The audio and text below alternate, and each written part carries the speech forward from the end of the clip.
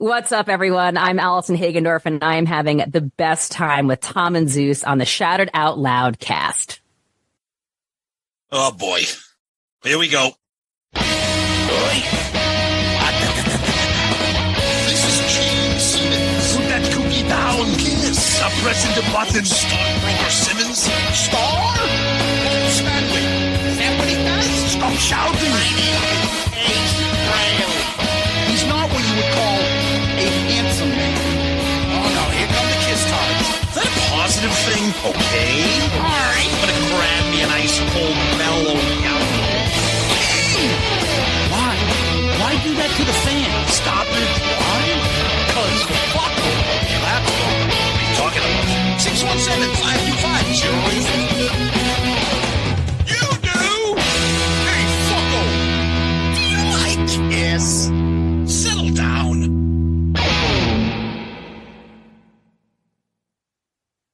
Hello. Hey, what's up there, Kiss Army? Tom and Zeus, another episode of Shout It Out Loudcast. Episode 283. Matt Pinfield. Yes. Huge fan of Matt. He's got some cool Kiss stories. He's got a ton of stories about other things, too, but we're going to focus on Kiss this time around. But, yeah, big fan of Matt. This should be fun.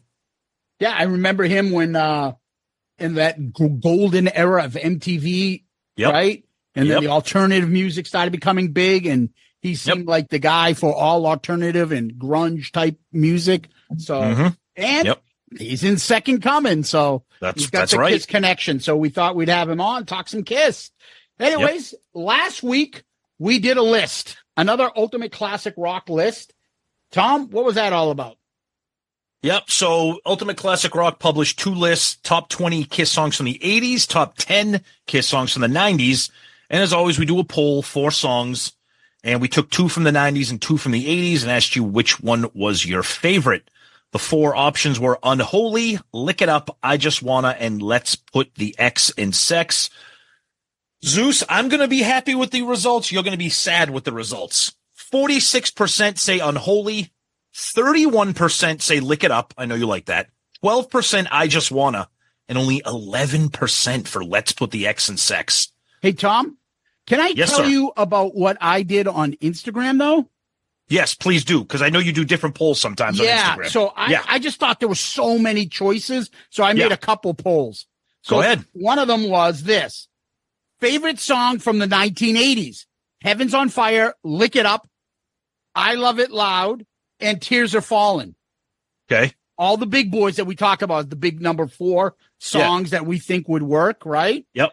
Well, on that one, Tom, Tears Are Falling, 49%. Wow. Heaven's on Fire, 20. Lick It Up, 18. I Love It Loud, 13. Wow. All right. And there's more.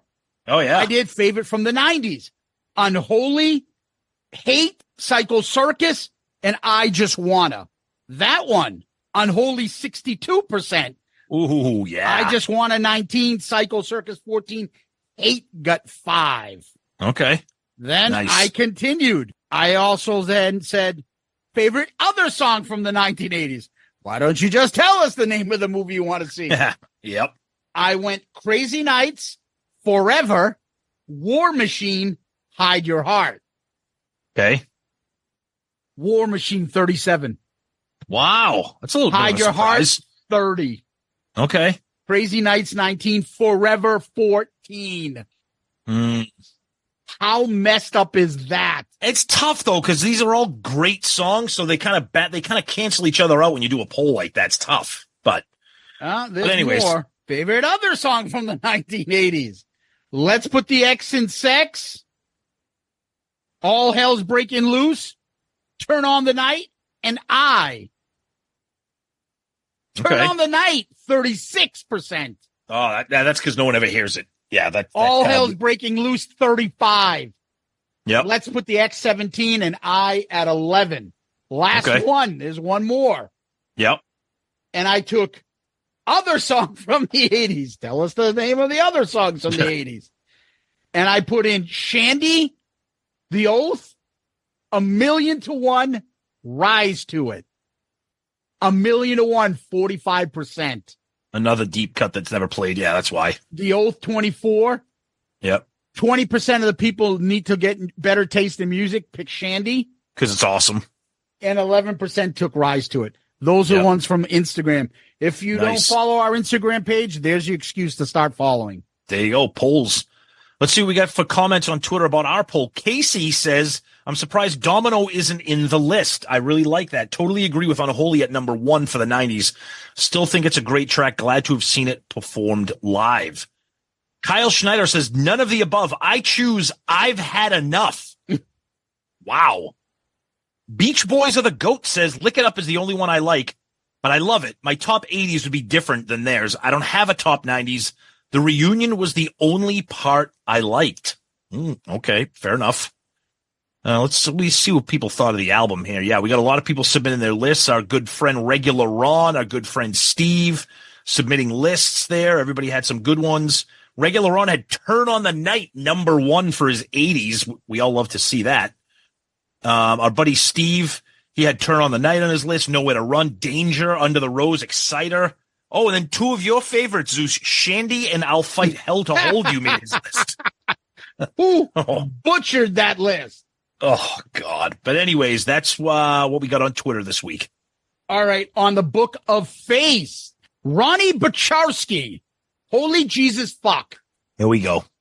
My ass could have come up with a better list with one cheek tied behind my balls. What twat waffle came up with this list?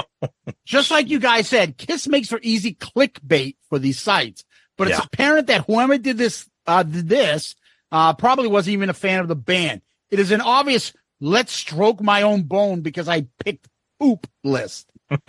Where I'll look cool by picking obscure garbage. So many better songs to choose from, and this asshat picks some of the worst. For the love of fuck.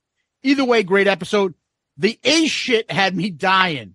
I, for one, am pretty happy that his Jersey Moose Knuckle is back to cashing skeet ball tickets for blow pops.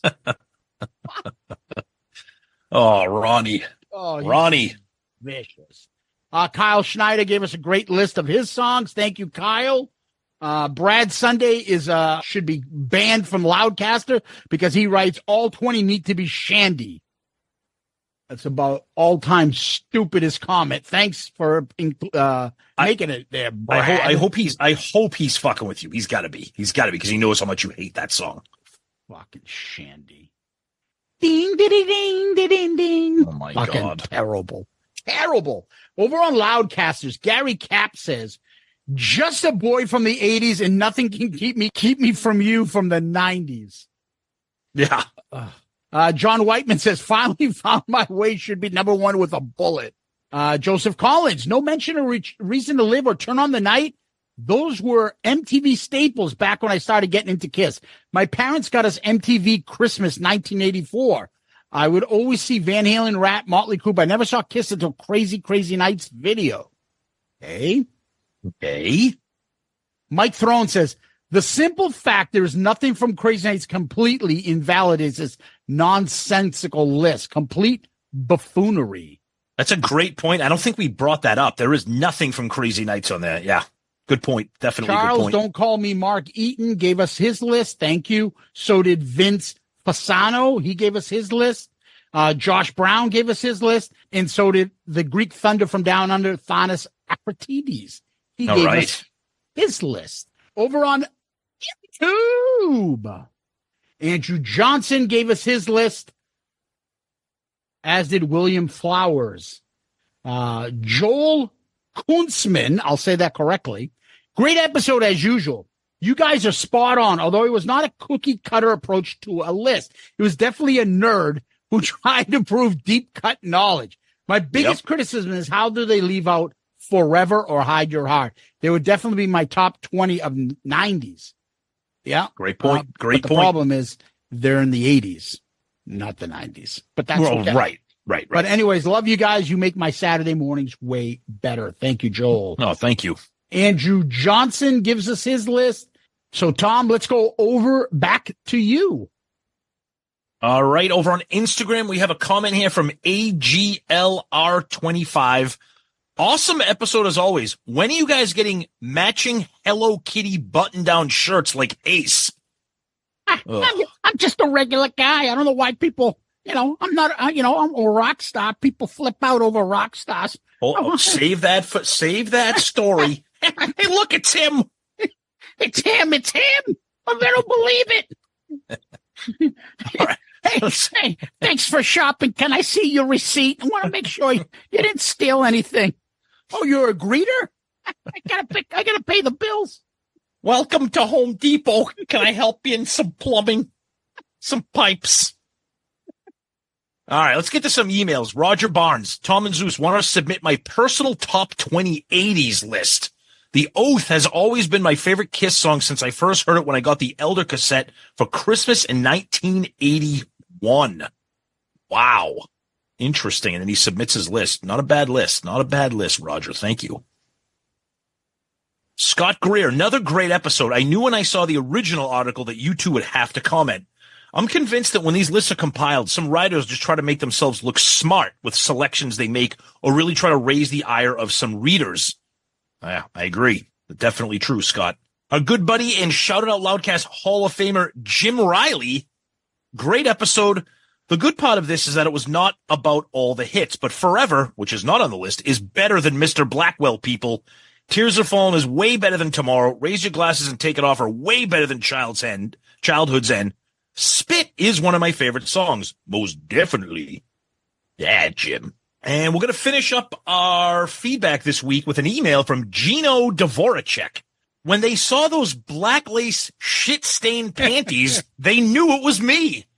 I must have replayed that part 10 times while wiping the tears from my eyes. Well, Gino, we love to make people laugh on this show. We love to make people laugh when it involves Ace. And the fact that you get it, you're a fan, you're a supporter, you're a listener, my friend. We appreciate that. You are the comment of the week. Good answer. Good answer. I like the way you think. I'm going to be watching you. I've been saying that line for I don't know how long. I heard somebody knocking, so I opened up the door. When they saw Ace's shit-stained bloomers. When I saw him, I knew it was my ex-girlfriend, Rachel. She never could wipe properly. It'd be shit stains all over the place. One time I found shit stains on my own clothes.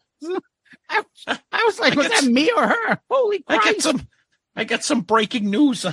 Lara broke up with me because of my incontinent problems. It was getting to be real difficult when we were trying to get intimate. Taking those depends off. It really ruins a sexy time. She just kept yelling at me. You're a grown man. What's with all this shit stains? See what I mean? Once again, poor Matt Pinfield. Why can't you wipe properly? I don't know. We had this great guest, and we just can't help ourselves. Oh my God. Ace. Anyways, Ace is the gift that keeps on giving. It's endless entertainment. Oh, fuck. We gotta change the subject, Tom. It's not a pretty sight. All right, go ahead. Change let's change it to something else that's pretty cool. And that is, let's go to our Patreon fans. Yeah. So Patreon is where people can subscribe and help out the show. Again, Tom, a new Patreon member and a longtime listener, and that's Kendall Lacey, joins us as Kendall. A cat man. So Kendall is the newest member of our Patreon family, and Kendall comes in and is supporting the show, and you, too, the listener, can come and support Shout It Out Loudcast by becoming a Patreon member. How do you do that? You go to shoutitoutloudcast.com, the website. Right there on the landing page, you'll see the icon. It'll say Patreon. Click on that. We have 4 different tiers, and we offer different merch stuff for people, different perks. So some get early access, some help out in the polls, some get involvement in the show. The ARC pick just dropped today, Journey's Escape. That got picked by Patreon members. We have the March Madness. So much stuff. Video chats. So much stuff. So come and join the Patreon family. Again, 4 different tiers, different parts. You can, find something that fits your budget and come support us. It really helps us out. We're super proud of our Patreon family. The messages, the comments, the camaraderie. It's just really a fun experience. It gives a lot more than just the regular social media fandom does. Come join the family. Come support the show. Patreon members, thank you. Yeah, huge thanks to everybody, including the great Kendall Lacey. You've been a long-time supporter and fan of the show. We appreciate that, and now you're a Patreon member. It's amazing. Thank you. And whether you're brand new like Kendall or you've been there since day one, please, always, we're so grateful for everything that you guys do. It's excellent having this family continue to grow, and we always like to give back with a lot of different perks. Some new merch that we mentioned a few weeks ago is arriving here soon. If it's not here already, we'll let you guys know about that as soon as we can. And of course, the big thing that we always love is that Patreon ARC pick that just dropped today, Journey Escape. We love that. We also let you guys participate in other things, sneak peeks, polls, etc. Great community. We couldn't be more grateful for you guys. So thank you. And again, a special weekly shout out to Kendall Lacey. Thank you, buddy. All right, Tom, let's go to Kiss World. Find out if there's anything really going on over there.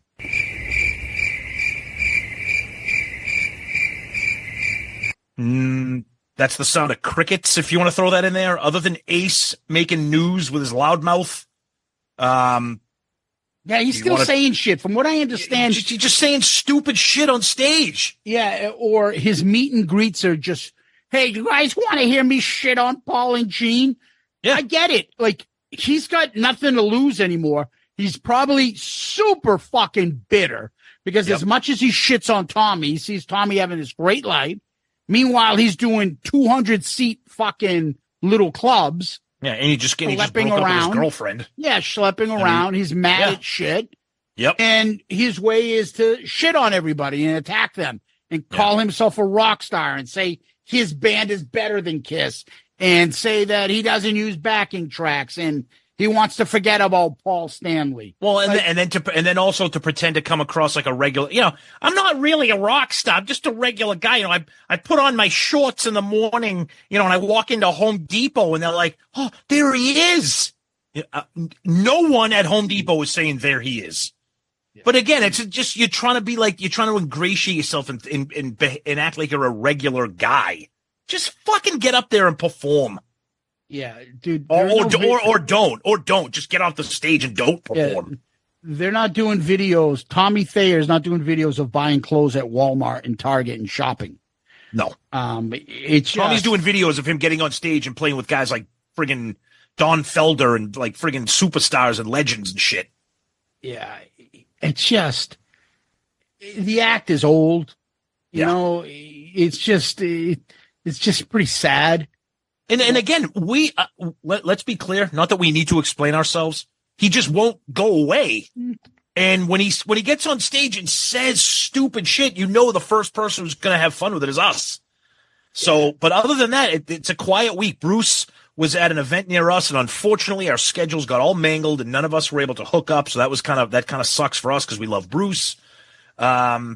Gene's kind of quiet. He got his website back on Facebook. Yeah, he got his Facebook page back, so no more pictures of old ladies' warts or whatever the fuck was being posted on there. Paul's just, kind of. I saw some cool video of him with the guys from Def Leppard in the warehouse going through some stuff. And it seemed like those guys have a genuine relationship with each other. That seemed pretty cool. I liked seeing it. Yep. But again, kind of just quiet on the Kiss front. It's funny. Zeus and I went out for a belated birthday dinner the other day, and we were kind of talking. Oh, seafood, just fucking incredible. Tom was talking about not being able to move. We fucking gorged, and I was like telling him, I think we shit out fucking barnacles. Dude, that SpongeBob SquarePants was in my friggin'. Oh man.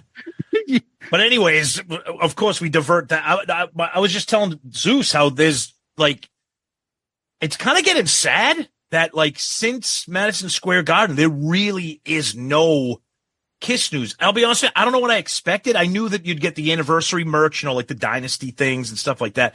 And I know that the band isn't touring or performing, but it is, at the risk of sounding melodramatic here, it's kind of sad to not have anything Kiss band related news. That was always something that we look forward to see, hey, what's going on? And there's just nothing going on. Nothing going on but the rent. What's going on? The rent, motherfucker. You got a job? Oh, then get the fuck out of my face. You got to have a J-O-B if you want to be with me. Janet Jackson got a hit record right now. Janet Jackson got a hit record. I know you used to do shit for me. But what have you done for me lately? As though the record would have started. I know you used to do shit for me. Eddie Murphy Raw is just. Oh, yeah. It's fucking legend. I saw that in the theaters. I thought that in the theaters. That was dangerous. That was dangerous. That was a poor choice. I was about 15 years old when I did that. Not a good idea. Where'd you go? The one at Alewife Station? If I was at that one, you wouldn't be having this podcast right now because you would have found my body. You would have found my body in Fresh Pond friggin' Brook or whatever. Like in that water where there's fucking 40 feet carp in there. Some mutant fish living in there. You can't swim in there because every other fucking inch is a fucking shopping cart. They got dumped in there in the late 70s. They would have tied me up to the pier and have the fishies nibble at me. Anyway, before we bring on Matt, let's take a quick little break while I'm going to go scuba diving in the Alewife Brook. Woo, this water's affecting me, touching my skin. I'm turning different colors. What the fuck is in here?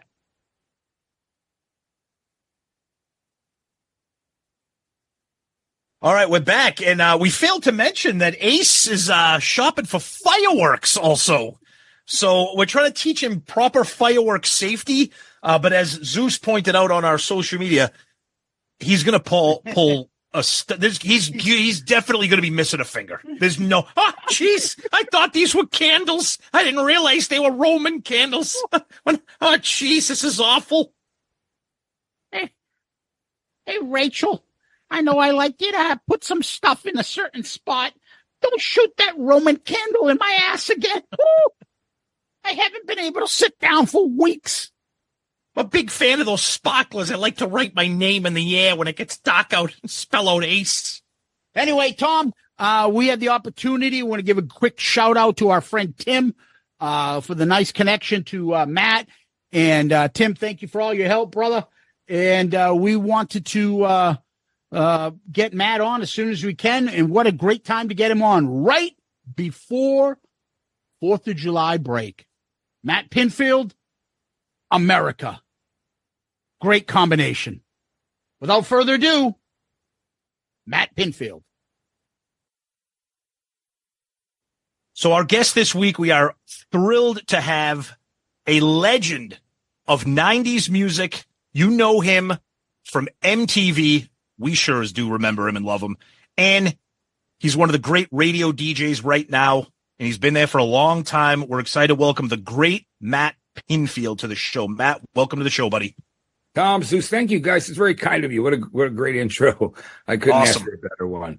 Big fans, buddy. So thank you for joining us. So before we started, we thanked our buddy Tim for the introduction. So we got to give him some kudos for introducing us. Tim Mangione, he's a great guy, and he truly is a massive Kiss fan, and we have that in common. You know, it's funny, my friend, this guy from Liverpool, England, who I went to junior high school with, and I met in 7th grade, Chuck Eichnagel. I saw that one of my other friends was wishing him a happy birthday yesterday, and he's the guy who turned me on to Kiss. You know what I mean? Oh, back okay. in 1974. So I'll tell you the guys a little bit about that later. Wow. But wow. That's a good jumping off point, I think, Zeus. Yeah, so I'd love to hear it. So everybody has a Kiss story. Where does yours begin? Mine begins, about 1974. I met this guy from England who we found out we both love Bowie. We were just kids. We're talking about things. I heard his British accent, that Scouser. Liverpudlian accent, like the Beatles and all the Mersey beat bands. And he was a huge, big, like ginger Irish but English guy. And people didn't mess with him, man. He was people were trying to fight with him. Back in that area in the 70s, people were like, I'm going to charge you to fight on high school. One guy came in a chain with him once, and he just grabbed the chain and wrapped it around his arm. Dropped the guy. I thought he was this big, tough guy. Didn't work really well with that Brit. Wow. But he had great taste in music. And I went over to his apartment. It turned out that his mother worked with my sister-in-law at a record department of a store called Corvettes on the East Coast. People might know from the 70s. I think it went away around the 80s. And then, you had Caldors. But back then, you just put two guys, and Woolworths didn't have much of a record department. It was minor. But, department stores, you had record stores, but, the department store where you'd go to buy, literally like kids' toys or towels. And my sister-in-law worked there, and it wasn't like you were getting any special favors. The only thing, because they watched their inventory in a big way. But the thing was that, once in a while she could bring home an in-store playing like sampler record, which is how I discovered Rush and Thin Lizzy. Oh, wow. Okay. Because it was a sampler that had 2 songs from Fly By Night and 2 songs from Thin Lizzy's Nightlife. And cool. I fell in love. I went and bought the second Rush album.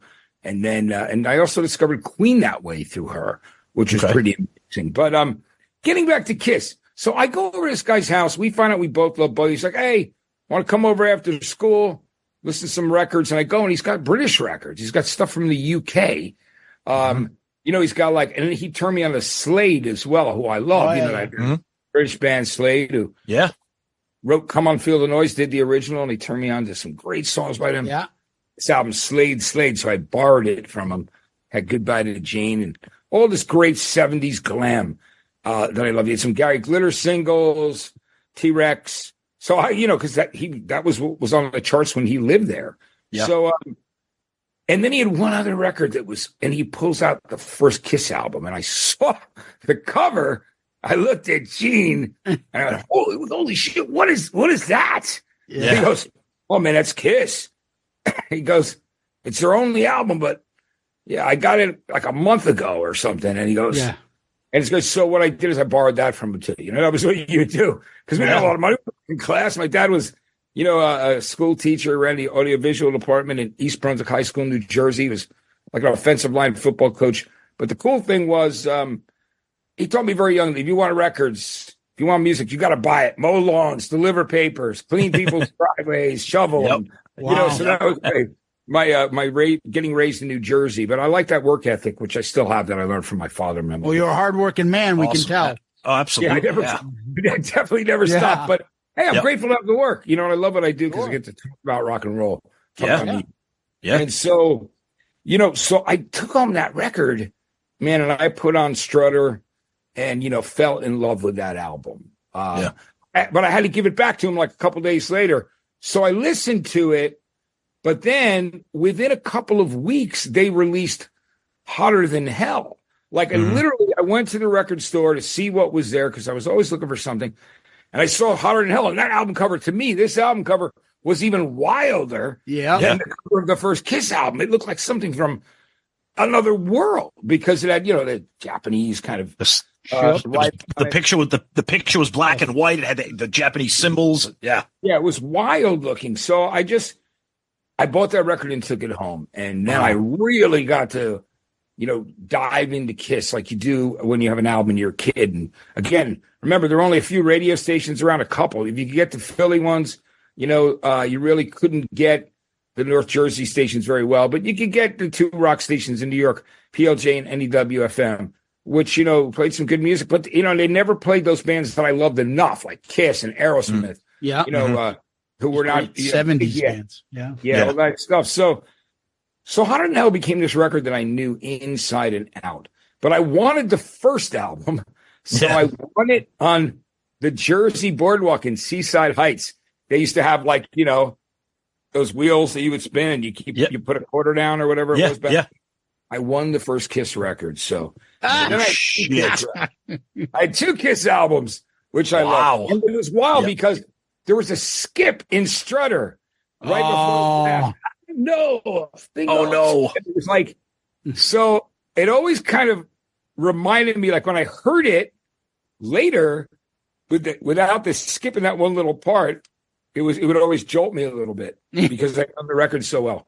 But I fell in love with them, and I thought, man, this music is so good. The songwriting, the hooks were so great, the riffs, and they didn't sound like anything else. No. Plus, Modern Hill was a very muddy sounding record. Yes. But it was magical because it was like dirty, and that's what we want. Dangerous rock and roll when you're a kid. Yeah. You're a teenager. So I love those records. And then, my sister-in-law said, hey, there's another Kiss album coming in about a week. That was like a year later. Right. That was Dress to Kill. So I bought Dress to Kill and fell in love with that. And from Room Service all the way to the end of the record, of course, Rock and Roll All Night. And I loved those records, and I knew them inside out, and so then when Kiss Alive came out, so I was already, at this point, I was the singer in a band in high school. Not high school, excuse me, I'm going way ahead. In junior high school, I went to this junior high school in East Brunswick, New Jersey called Churchill Junior High School. And these guys that were my friends or people I knew from school said, hey, we're in a band rehearsal. You want to come over? We're starting this band. And they had a different singer at the time. And he wasn't a good singer. He couldn't sing really, So they go to me, I go, I could sing this song, Rebel, Rebel. And I get up and I sing Rebel, Rebel. And they look at me and go, you're the singer now. He can be our manager. So I started singing for a band. The band was named Thunderhead. And we would play the junior high dances and the teen center. They had a teen center where kids would play. And I remember one of my members, besides being on stage singing at the teen center at like 14 years old, going into being 15, I remember bringing my first copy of Kiss Alive there when it came out. And I was playing pool, playing all 4 sides. And we're a bunch of young kids and listening to all of Kiss Alive and start to finish, And that's when I think of that record. When I think of the live album, I think of raking leaves in my parents' front yard in the fall, listening with the speakers outside, listening to Kiss Alive, and also, doing the songs of the band. But the thing was, when we started that band, I said, guys, we got to learn some Kiss songs. Yeah. So we did Strutter and Rock and Roll All Night, which, of course, people loved. And the rest of you remember it was the 70s. So, this is about 75. Yeah. I'm guessing, it was going into there. So we were doing, I'm a young kid. I'm like 14. And we were doing, like I said, those 2 Kiss songs. We did Aerosmith Walk This Way, which people didn't know yet. Toys in the Attic. People didn't really know Aerosmith, but I got turned on. Right. Get Your Wings Out. I bought it in the store. I saw they did a cover of Train Kept a Rollin'. I knew the Yardbirds version from a record I inherited. So I'm like, oh, these guys do the Yardbirds song, which I didn't realize was a Johnny Burnett Trio rockabilly classic. It wasn't the Yardbirds original. It wasn't right. All, Yeah. And it was before that. It was a jump swing song. Yep. I have all the originals now on 45 here. But, nice. But so that was the things. I loved Kiss. I loved Aerosmith. I loved David Bowie. And his, so those were 3 of the artists I loved. So the band we did those Kiss songs. We did All Right Now by Free.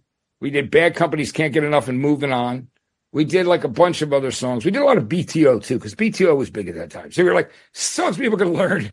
Tom loves BTO now. Yeah, I love BTO too. I'm joking. He's joking because Zeus loves BTO and I don't. And he always teases me for not liking BTO. So have you ever heard the BTO version of what's the song, Tom? Rock and Roll Hell?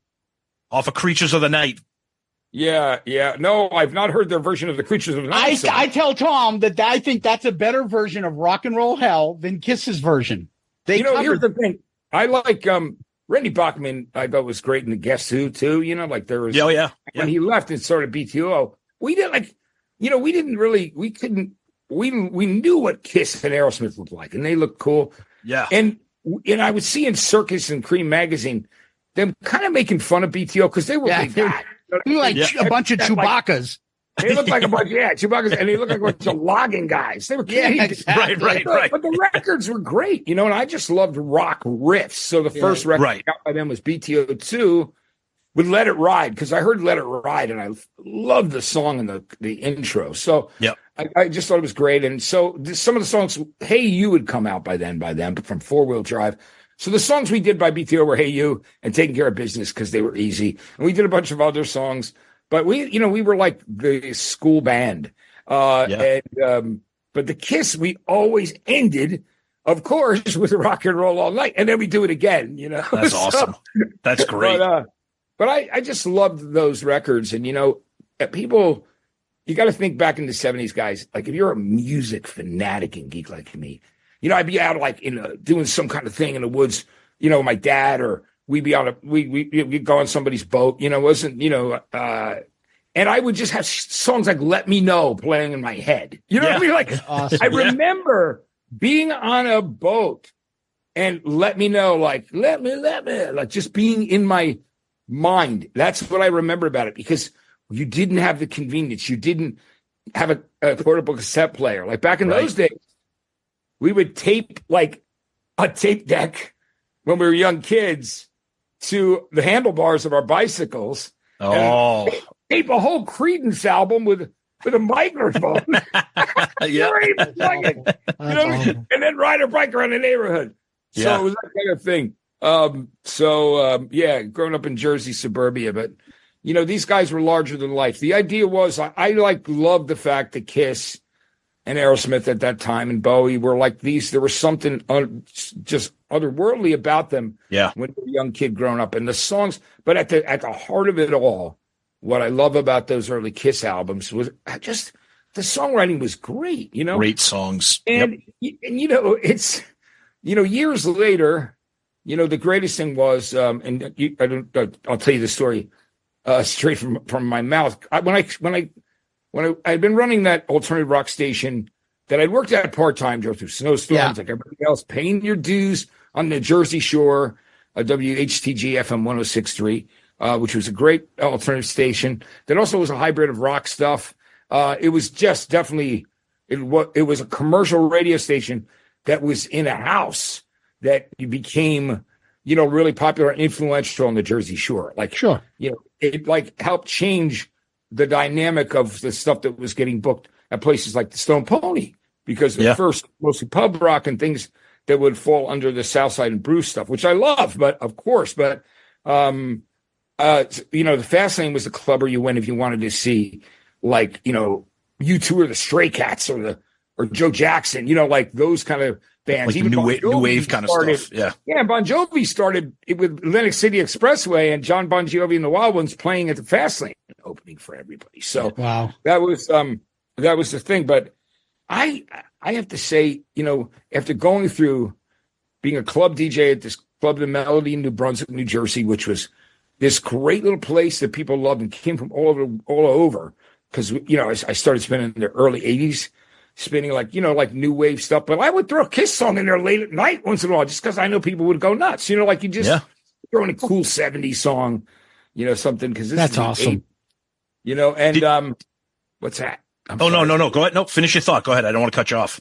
But I wanted to tell you guys kind of how I was, one of the people that was involved in the Kiss Unplugged, because what happened. And by the way, Zeus, I do love your STP shirt. Yes. It's great. To see the 4-time platinum record behind me. We'll talk about that later if you'd like. The purple. We review albums, non-Kiss albums on a side cast we do called Album Review Crew. We're up to 54 albums. We just did Journey's Escape. Purple is my number one of all those albums. Yeah, we've done Purple. We've done a whole bunch of grunge and we got everything. But anyway, go ahead. Tell us about MTV Unplugged. So at this point, what happened was I filled in 1993 on 120 Minutes with the Depeche. Yes. Dave Kendall had left, and I knew about that, and I'd become friendly with the people that were in the music department there by going out to shows in New York, and some of them listened to that radio station, HTG on the Jersey Shore, that could get it in Lower Manhattan, Long Island and Staten Island, depending on where you were, because we were a Jersey Shore station. But they knew the music was good, and and I was really honored. I won like this Music Director of the Year award. It was called the Gavin Award. Nice. For, in the early 90s, 2 years in a row, which never happened to a small or medium market radio station. It was usually reserved for like, New York, Chicago, LA, Detroit, any major city. Right. And so that started to get people's attention. So plus the station was doing well, and it was voted very high in the Rolling Stones readers poll. Sure. And so I got, I saw that I read that Dave Kendall was no longer doing 120 minutes. So I said to Kurt Stefik, who was the guy who was helping program that show and part of the music department, I said, dude, I called him. I said, what's the story with Dave Kendall? What happened? He goes, well, he's not working there anymore. I go, well, you know what? You guys need somebody like me to do that show that bands will respect, that knows the music. And I was being serious, but very naive. And I wasn't being cocky in any way. I was just being like, whoever you guys hire next.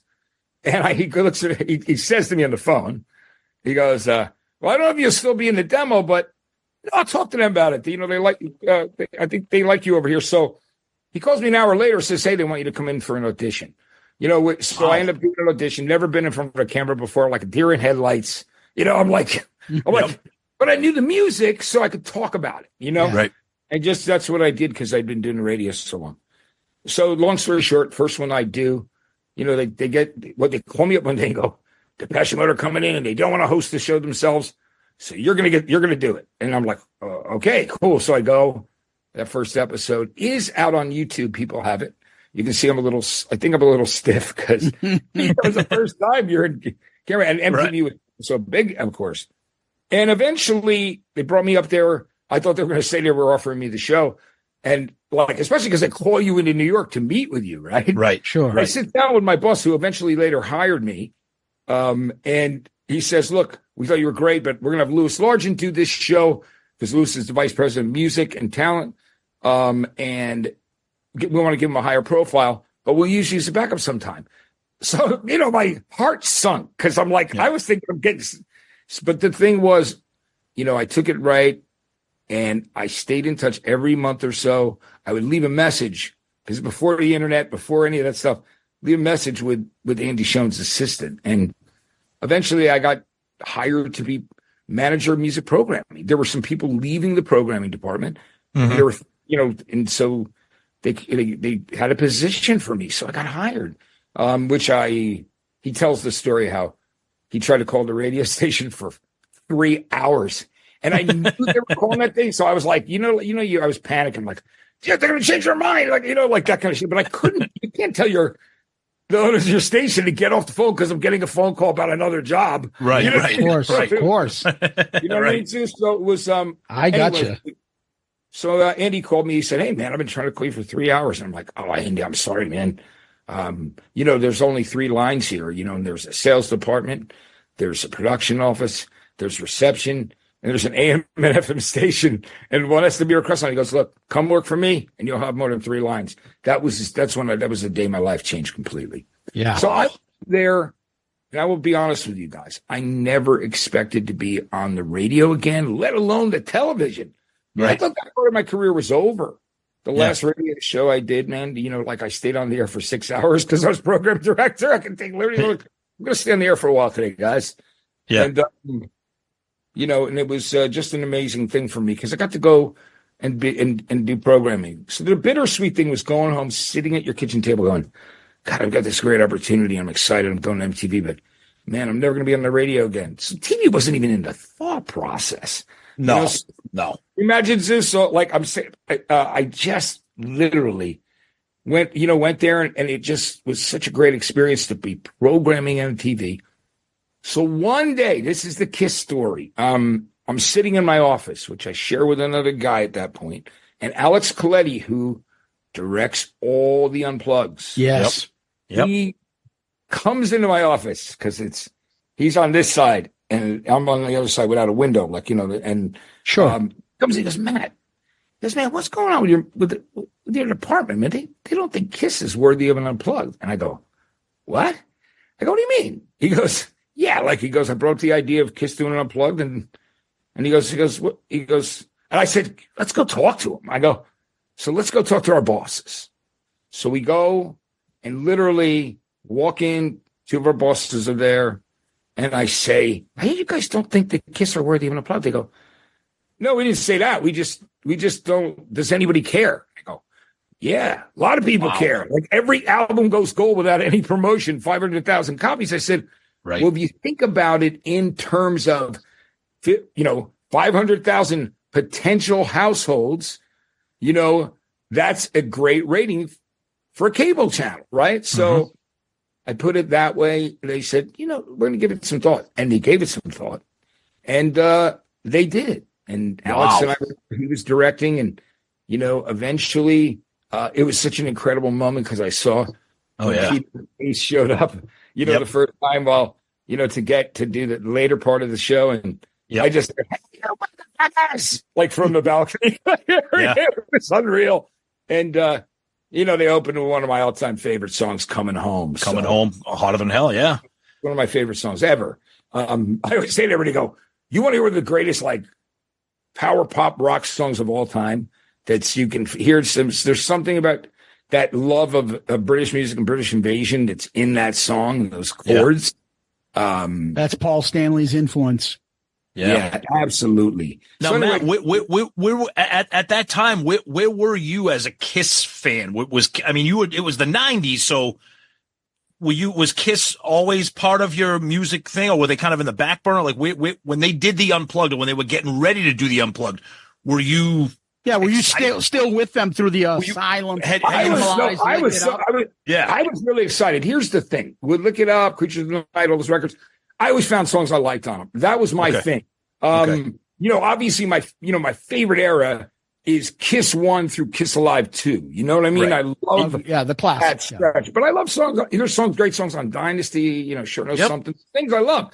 Yep. So, and in later records too, because, I was always looking, I knew that they had there was that thing about song structure, and a lot of, I'll tell you what, as a person who's older who can analyze the thought process of a teenage boy, which I was when I fell in love with Kiss, you got a lot of your power and masculinity and confidence from records from the guys like Gina Paul or Steven Tyler and Joe Perry, you know what I mean? Or just as you're discovering sexuality as a teenager, you're swagger, balls, swagger, man, and you're like, even if you don't have the swagger they have, it empowers you. And that's what it was for a young boy in the 70s.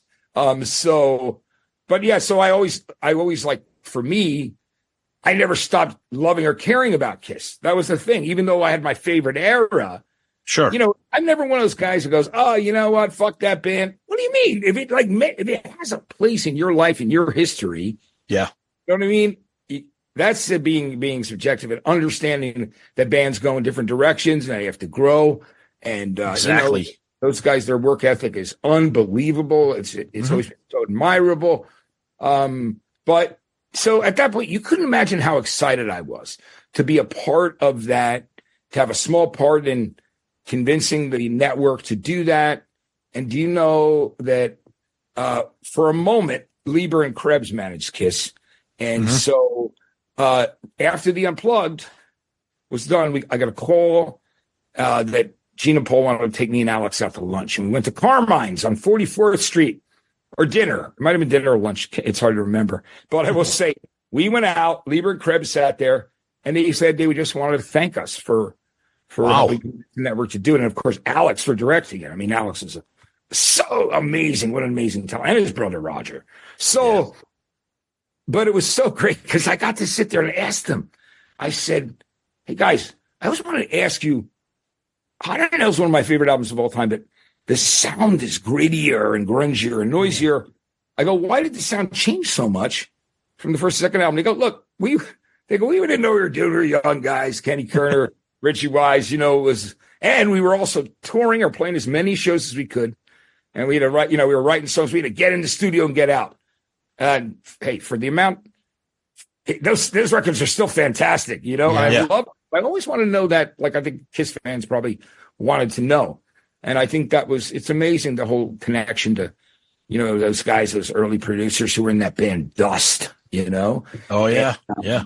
There's a couple things I got to add. Ramone was in that band. Marky Ramone. Oh, that's right. That's right.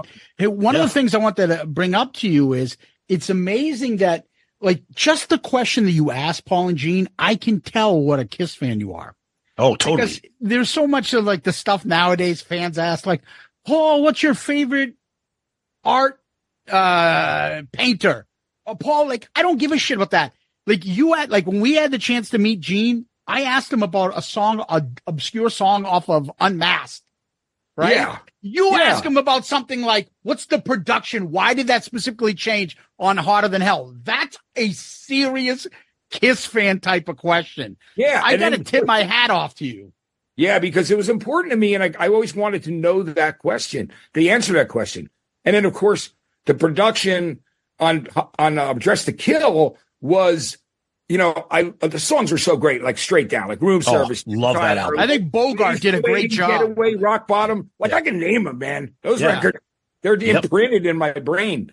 Yeah. And so, you've got Lover All I Can on the second side, and Anything for My Baby. So good. Love Me, She, and Rock Bottom being one of the greatest. And that story is the other one I'll have to tell you. But, for me, Alex and I were both huge fans, and that's why it was one of those important things. There's some beautiful, incredible experiences in my life. Now that I'm older, I've been sober as we do this podcast for 4 years and 2 months.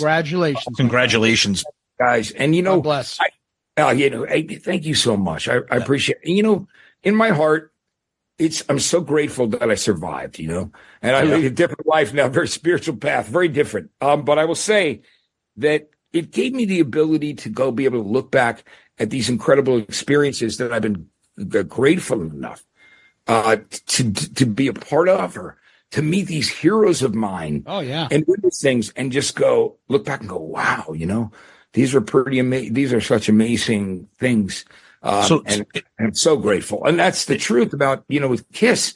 When I got Unplugged, just to open with Coming Home, which was one of my favorite songs. Like, I love everything on Hotter Than Hell too, like I do on Kill and Kiss One. And I just, but it was like when they started doing it, I was sitting there like at rehearsals. It just like, I got that feeling I had, when I was young, first fell in love with the band. And that's the beauty of music in general. You know what I mean? It's that thing, that feeling it gives you. And so that was really incredible for me. And, and then, I don't know if you might have heard from Tim, but there was, this continued. And of course, they did the Second Coming tour, which is great. We reviewed that on our show before. We talked all about you on that. And we talked about the Second Coming, the video and stuff. We all own it. And we thought you were excellent on it. And you were a great pick. So much of a great pick. We were wondering whether you were going to be the host at Madison Square Garden. I did not know. I mean, Allison Hagendorf, my friend, she ended up doing it. I didn't know. Who knows? I mean, I just had that eye surgery, so I had like 2 cataracts. Oh, geez. I can tell you this much, man. I've had some really blessed experiences with the Kiss guys, and so I'm working at MTV. It's it's a while before Psycho Circus tour is going to start, but I get a call from Gene, and Gene says to me, "Hey, man, we were back. We got a lot of footage from the reunion tour. We're doing a documentary." He and Tommy Thayer both called me and said, "We'd really like you to do this documentary narration." And I was like, wow, that's amazing. I'm going to be a part of Kiss's history. This is beautiful. Awesome. And I'm going to be honest with you. Go ahead. The money that they offered me to do it for the amount of time and work, I was like, guys, you got to go a little higher than that. Just because I have to. And it wasn't. And it was still. You can pay us to be on our show. Gene probably wanted you to pay him. No, but he really didn't. But he did. He's a good bar. He's a good haggler. So. Oh yeah. Okay. Well, I'll go with this. So we came to a agreement, which was great. And it was like I go, that's fair for me. It's a great thing. Yeah. Here's the thing that happens, and this is a wild story that not a lot of people know. Awesome. This is why we wanted you on here, Matt. So Kiss fans need to know this story. Go ahead. So I get all the script and I get the tape, like, you know, and I go, oh shit, I've got to rent a studio to watch it and do it to picture.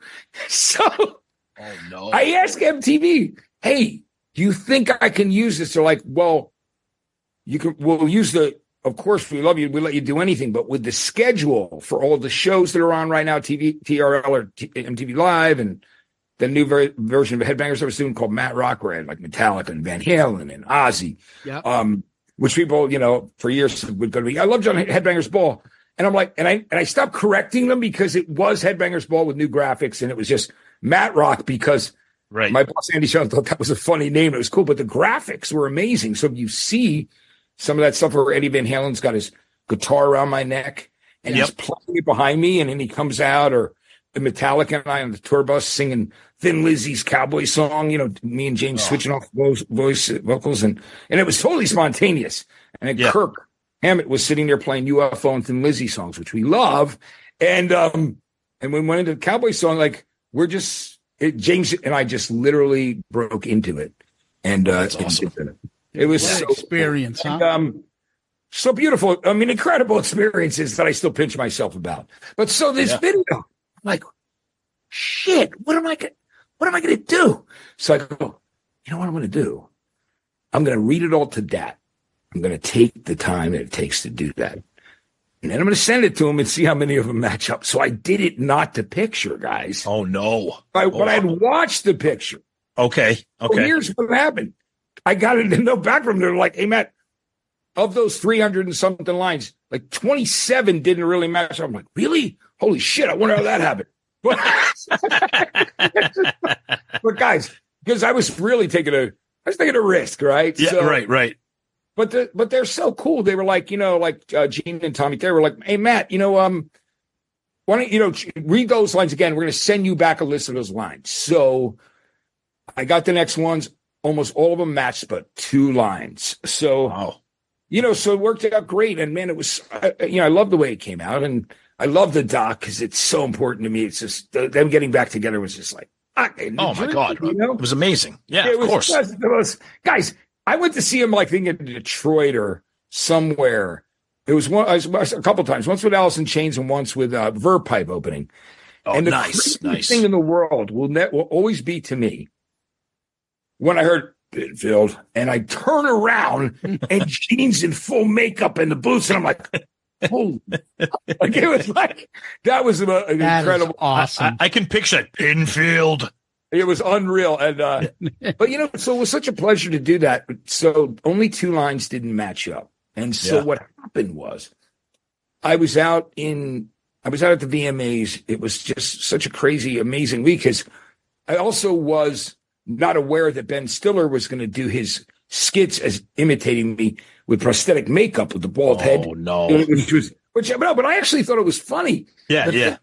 The woman who still does the voice, Audrey Morrissey, produces that and did Farm Club, my TV show. They originally had planned on, they wanted to have me and him doing battling Pinfields, me and Ben Stiller, like we were like, you know, who could be more like, you know, just showing out names and just, you know, like, you know, because right. You know what I mean? Yeah. And but there wasn't time because he had to shoot those skits the day before in prosthetic makeup because it takes 2.5 hours to put on it, 2.5 hours to take it off. So that's what Ben Stiller had to go through to do that. And so I got there and I saw those skits live while I was there. And later, and you were going to kill me. I'm like, no, man, I was cool. You know, some people, look at this. People can take it any way they want to. I mean, if you have one of the biggest comedians doing making fun of you for like you're spewing off of music facts, that's a cool thing. It's a compliment. Yeah, of course. And then I met like Justin Theroux through him and Jerry Stahl, who he played in Permanent Midnight. And they became a big part of early on when I was, before I really got into recovery, trying to help out. So that's great. That was directly connected me to them. But I will say,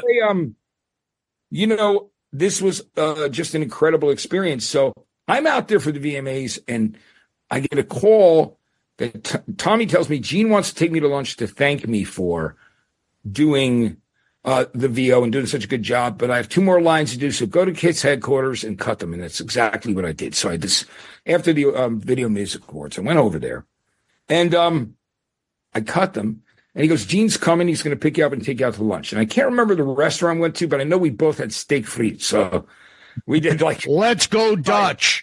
And so the whole time, me and Gene are just talking about music and stuff, and some cool Kiss stories. And then we get in his Lincoln Navigator and we start talking about the move. And, I was like, yeah, I know you love the move. And, there's a whole story about how he and Paul both used to listen to things from England. I think even Ace, probably all those guys on when there was that weekly show. It influenced a lot of people that would hear every new British thing that was hot in England on, in the late 60s, early 70s in New York. And it really inspired Kiss to have those great songs that had big hooks. The riffs counted. The chorus was, that's what it was about. And so we get in his car, this Lincoln Navigator, and he said, hey, Paul bought me this for my birthday. And we're talking about the movie. He looks over me and goes, man, you really do know all this stuff, everything about this music, which was a nice compliment, right? Yeah, of course. I said, I go, Gene, I'm certainly grateful that, here I am with you. It was just something, I dreamed of meeting you guys as a kid. And so we drive over to this place that doesn't exist anymore, a rehearsal space called Coles. It was owned by the producer, a friend of mine, J.J. Blair. He wasn't my friend then. I didn't even know him, but now I do. And I put two and two together. And Gene goes to me, you want to come watch us rehearse? We're doing rehearsals for the Psycho Circus tour. And I said, wow, yeah, man, I'd love to go with you. So we go and we pull into the back parking lot. And Ace and Peter are in the corner. And they yell to Gene, hey, man, where the fuck have you been? He goes, hey, I was just taking Matt out to lunch. So we go into the studio. There are multiple rooms to rehearse, like everybody's rehearsing. Chili Peppers, was rehearsing, but not there that day. Across the hallway in the bigger room was a band called Citizen, which became Audio Slave. No shit. Their name. But, I knew all those guys by then, of course. Yeah. Chris and Tom and Brad and those guys and Tim. But, so they were there, but they weren't there that day. So we get there. It's just the three of us, three original Kiss members, were waiting for Paul to get there.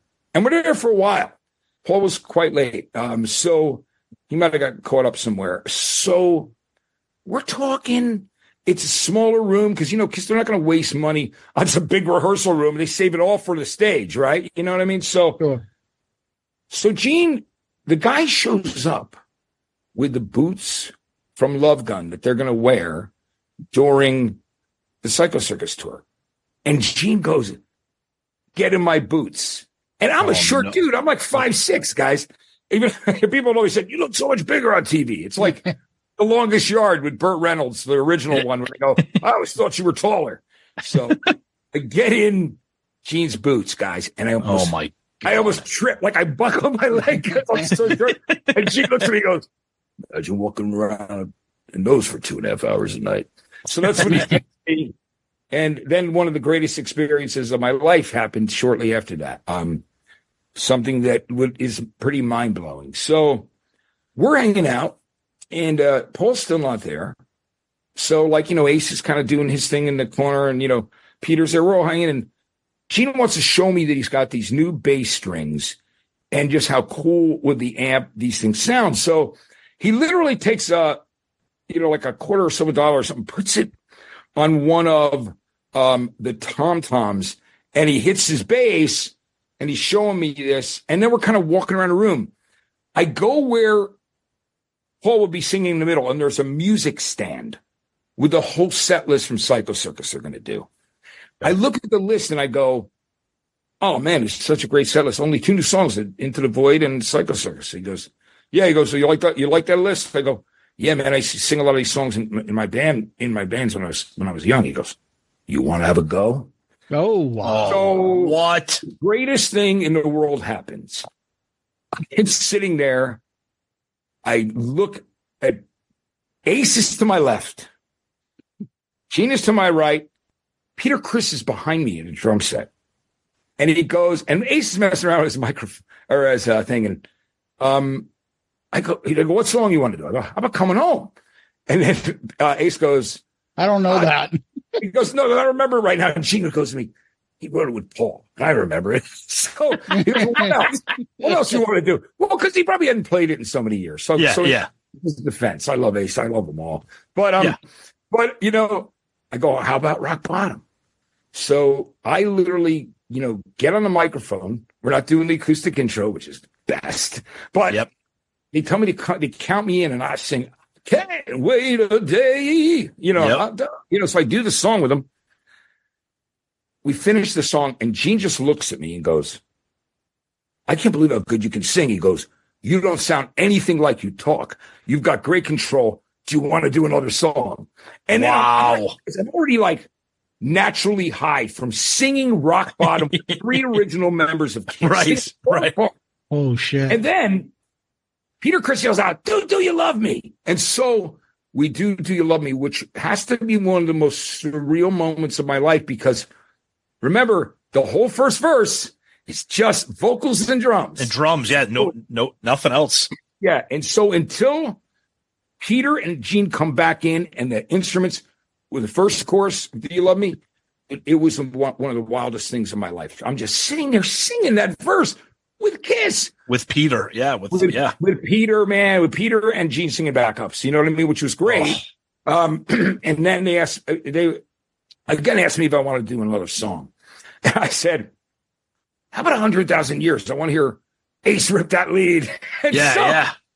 So we do 100,000 Years, and you guys are going to laugh at me for this. This is really funny. Because I was so, even though I loved KISS Alive and listened to it a million times, my brain always goes to 100,000 Years on the first album.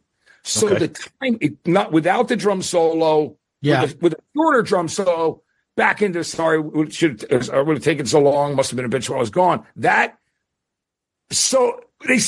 Peter starts the drum solo, and Gene looks at me and goes, "Do you feel all right?" And I go, studio version. And he goes, "Come back whenever you want." So they're like sitting there, and he's singing, and then I sang, "Sorry to take it so long." And then, the riff. It was the most surreal 15 minutes. So let me ask you this: were you able to record that audio or video at all? No, because you got to remember it was spontaneous. Now, Ace's daughter, I don't. Have it. But Gina's talked about it. He and I did radio tours when I was promoting Farm Club. We did the thing where they put us together, and he would declare that I was a great singer. I was very grateful to have him do that. I was so honored. He goes, "Yeah, people would, have no idea that Matt can sing." That day was nuts for me. So I looked over at Tommy Thayer because I didn't want to overstay my welcome doing the vocals. Yeah. And he said like this. So I was like, "Okay, guys, great." So I go and I sit down, and they do Deuce. And so they're rehearsing Deuce. And afterwards, Ace goes, "Come sing with us more often. You lit a fire under our ass." Because it was so, and I died laughing because, it's just because the guys, they're rehearsing the song. They've done it so many times. It's still great no matter how many times they do it. But it was a beautiful moment. Peter gave me a set of his drumsticks, which was incredible. Awesome. I gave one to Earl Brown. You know, the actor from Deadwood who played, like Brother and Something About Mary. We used to walk our babies around the LA Zoo. So I was living out here, this is later when I moved out here, and I felt like, I'm never going to play these. And he loves KISS so much. And so I gave him one of those drumsticks, which, he's never forgotten. He loves, he was the guy goes to the final. He was like our brother, Chris Jericho, he's a huge fan. Yeah, so, of course. And so that was, an incredible experience for me. I went back to my hotel, which is now called the London West Hollywood. It was the Wyndham Bellage then.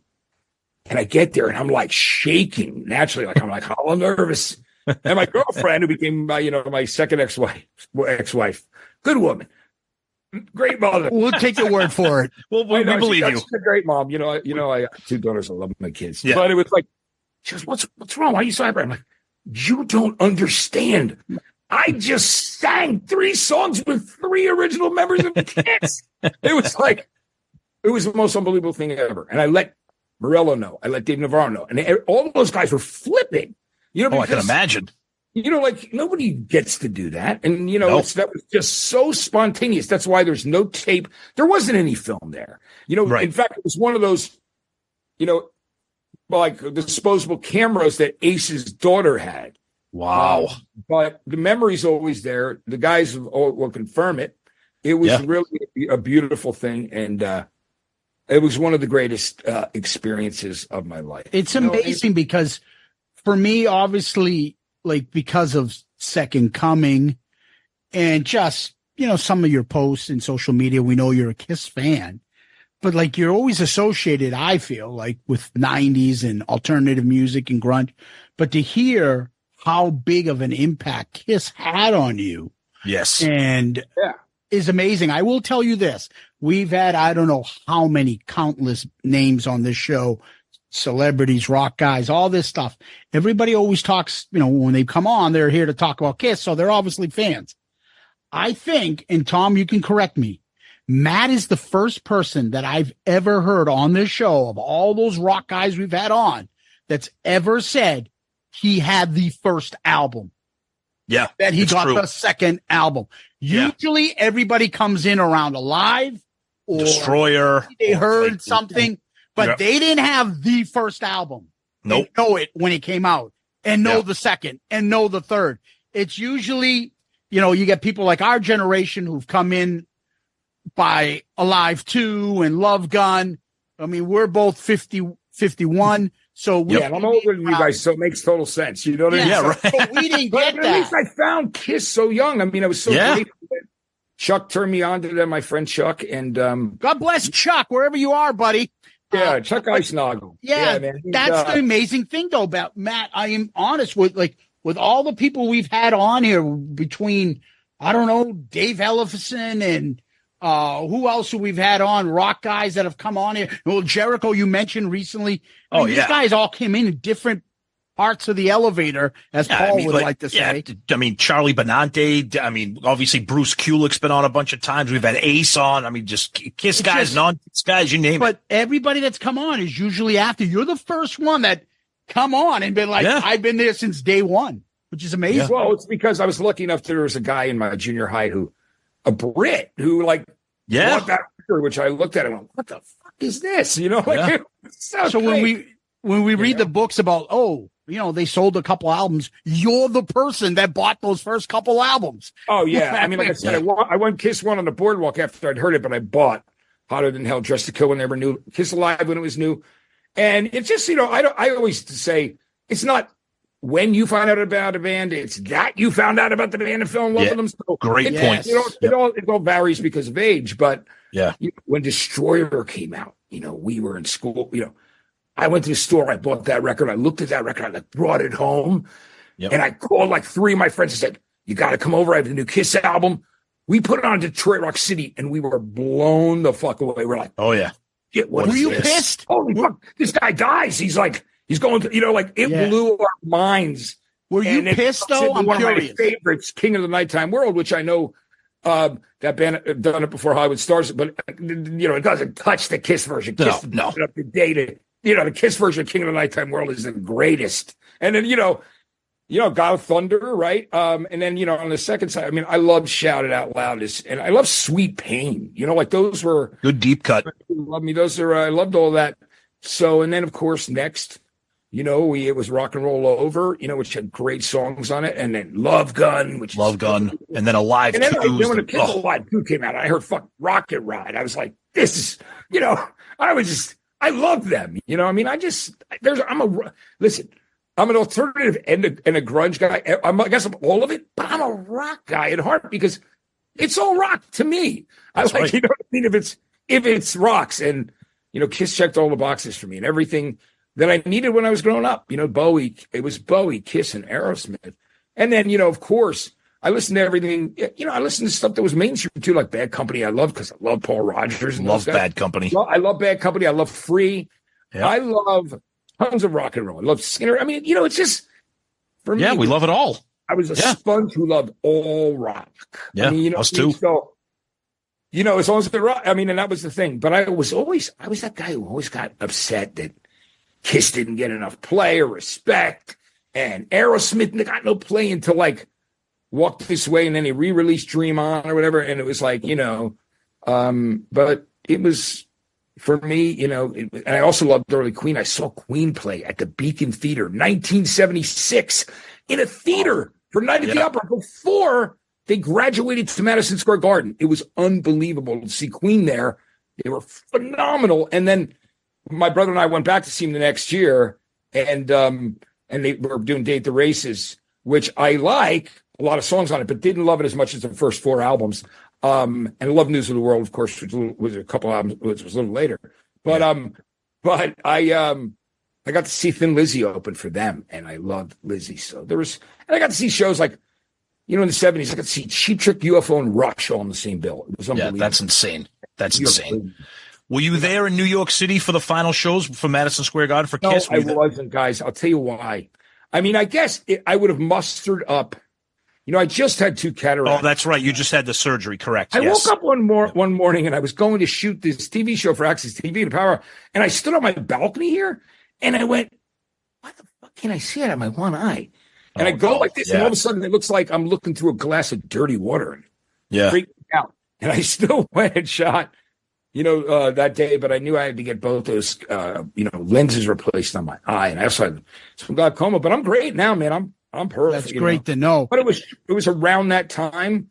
But I would have loved to have been there. I mean, I would never say no to a Kiss show ever. When Kiss was doing all the festivals, I'd be watching them I'd be there till the end of the show. I love them.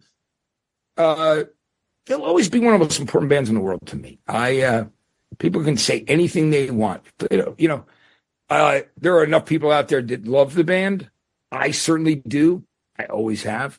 You hear my passion for those records. Oh, absolutely. I love it. And they mean the world to me. So to be in the A&E biography thing that Tom Morello and and then to be asked to be in that and just the greatest thing in the world, be part of that, would do Second Coming. And of course, my favorite of all was the experience of being able to sing with them, with 3 original members. That's like, guys, that was like the most surreal thing. And for Kiss fans, when I tell people that story or they read it in my book, they're like, holy, back then, even because, so many people that were in the grunge scene or in the alternative rock scene when it was more guitars, right? All loved Kiss. They have a Kiss. They did. The grunge era. Somewhere on the line, they have a Kiss era that they at least love some of the albums. You know what I mean? There's a period in their lives. And I love people that don't make any apologies for shit that they liked when they were younger. People always say guilty pleasure. I'm like, Dad, I have no guilt. I say that all the time, Matt. I hate that term. I hate that term. Yeah, I don't like that either, because why is it guilty pleasure? You like what you like. Hey, this is really, you'll think this is funny. Around the time I was in that band, I'm listening to Cass, Aerosmith, Bowie, all the stuff that's out at the time, and but I brought home before. It's kind of like Joe Elliott's story about buying the Osmonds Crazy Horses, where he goes to the store and goes, "Oh, they've had a new Osmond single," but it was not Donny Osmond. It was the other brother singing it. It was like a rock record. Yeah. But I remember I went, I'll take that ABBA song, SOS, which Chris Jericho covered. I love it. I love his version. His cover's awesome. I love that song. That song, even when I was a kid, but you got to remember it's like 75 or whatever. And when you're a kid, you're more like self-conscious. So made sure the windows weren't open that wide, and I'm listening to singing SOS at the top of my lungs, loving the double acoustic guitars, 12 inches, 12 strings. She wasn't bad looking either, singing it. Not at all. No, not at all. Yeah, but so that's my thing. That's why, and the reason I love this Hotter Than Hell shirt is, I always talk to John Five about Kiss, and I talk to Sebastian Bach about Kiss, and and I'll talk to Charlie Benante about Kiss, and man, it's like we go off on that love of those. Well, it's funny. It's part of our growth. Yeah, it's funny, Matt. Zeus and I, we've talked about this before when we have guests on, and it's almost like when we bring guests on, such as yourself, which is obviously a huge passionate Kiss fan. It's almost like we've opened a door to like a secret clubhouse where it's okay to gush about Kiss, because a lot of these guys that love the band, that grew up with the band, they don't really have a place to talk about it because a lot of people are like, Kiss. But then like you get like a few Kiss fans together and then you just can't stop talking about Kiss. Oh, that's what it is. And, having read the books and just like, in the story of where these guys came from and the things that they had to go through, and their like passion and self-belief and not giving a fuck about the fact that they wanted to do something different and create a different thing, and going through the trials and tribulations of getting it right and getting people to believe and giving them a shot. That's an incredible like underdog growth story to me. And that's one of the things that I certainly really love about that story and, where they've come from. And so that shit means the world to me, Yeah. I got a couple quick questions I want to bug you about. So first thing is, you did mention the grunge thing. So you got STP, where they dressed up in Kiss makeup and did a concert once in Kiss makeup. That was awesome. Yeah. You got Nirvana did a cover of a Kiss song on an obscure Kiss tribute album. Yep. So you also have Alice in Chains opening up, and Lane Staley said Jerry Cantrell said many times how much he loves Ace. Same thing with Mike McCready and the guys at Pearl Jam. So the 90s guys, although what's considered hair metal started becoming uncool, the 90s acts that came in, all those grunge bands and stuff, Kiss was okay. They came in, they were allowed in, they were still praised, and they were still loved, versus a lot of those other bands that were kind of the door shut, you're not invited to the club.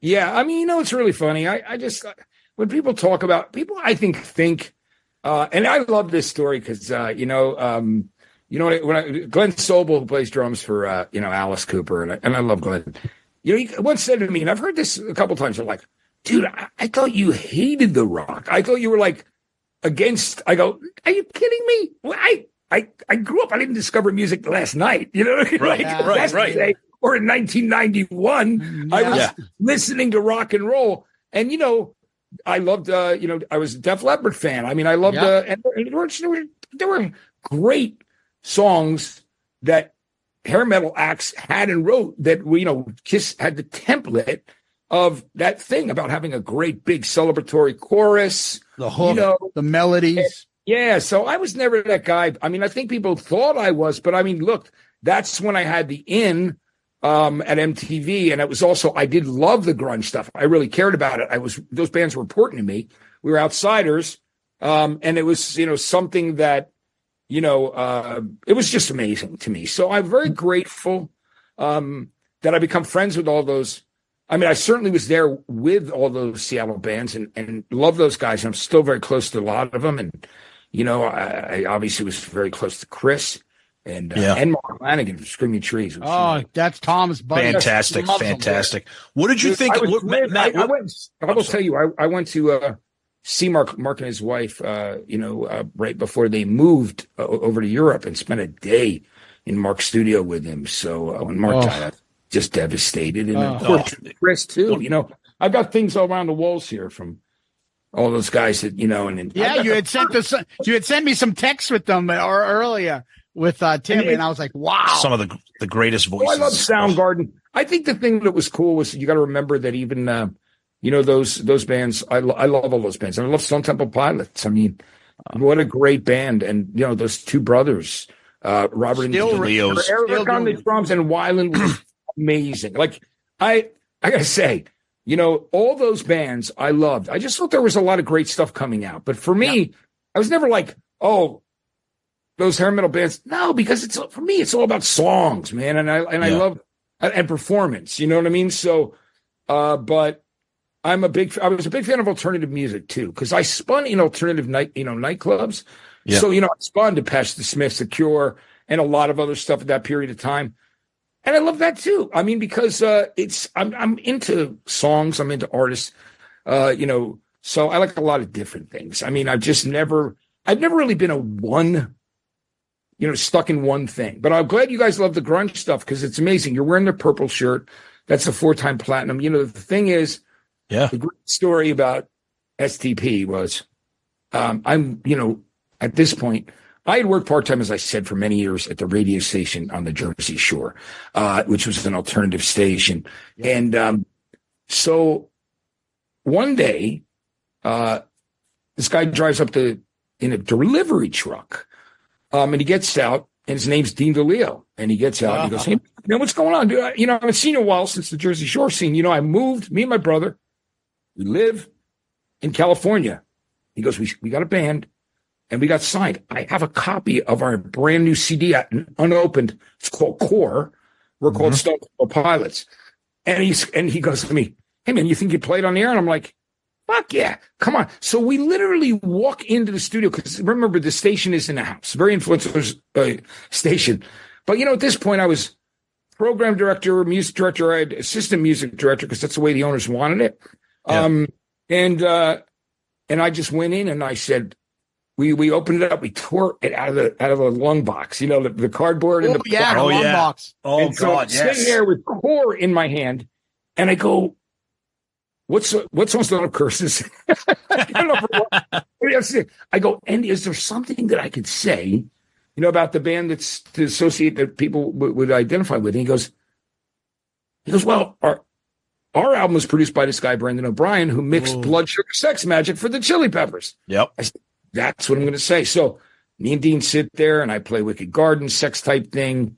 And I think the other song I played that day was Creep. It might have been Dead and Bloated. So it was like, okay. Say. And then he just thanks me, leaves. We stay in touch, and eventually, he gets back in touch with me and says, "I'm going to be in town." And at this point, Plush was like the biggest thing on MTV. Yeah. Oh yeah. Yeah. I wasn't working there full time yet. I just filled in, and that's all I did. So I was still programming the radio station, and he was so kind. He came back. He wasn't like, it's a Jersey Shore, small medium market station. He came back while Plush was like the biggest song of the summer, and of course, stayed friends with them. And then when Purple was coming out, they sent me an advance cassette of it, so I listened to it in my car, and I was like, "This record is absolutely incredible, start to finish." I was in love with it. Man, I heard Vaseline, and I and Meat Plow, the album, and I was just so. I get a call from Atlantic, and the guy at Atlantic Records says, "Look, the band wants you to fly you down to their show in Atlanta, off this tour for Purple." And I go down there, and Butthole Surfers are there, and Meat Puppets. I remember Chris Kirkwood making me draw, like these illustrations. But I go down there, and I'm there with Weiland and Robert and Dean and Eric, man, and it was fucking incredible. And that night, Brendan O'Brien, their producer, got up and played the second guitar on Interstate Love Song. It was unbelievable. First time. God! Wow. They did a half, and that tour I saw in the Boston Garden. They did like a 20-minute acoustic set in the middle of that tour. That was beautiful. When they started doing that, sitting down to Pretty Penny. I was just. That was just such an incredible thing. Yeah. Just like that, when Brandon out that couch, doing that thing where they're sitting there, that was incredible. And I played Pretty Penny on the radio. I mean, I always play a lot of songs by them, but because I love them. And then, by this time, I was now at MTV full time after Purple.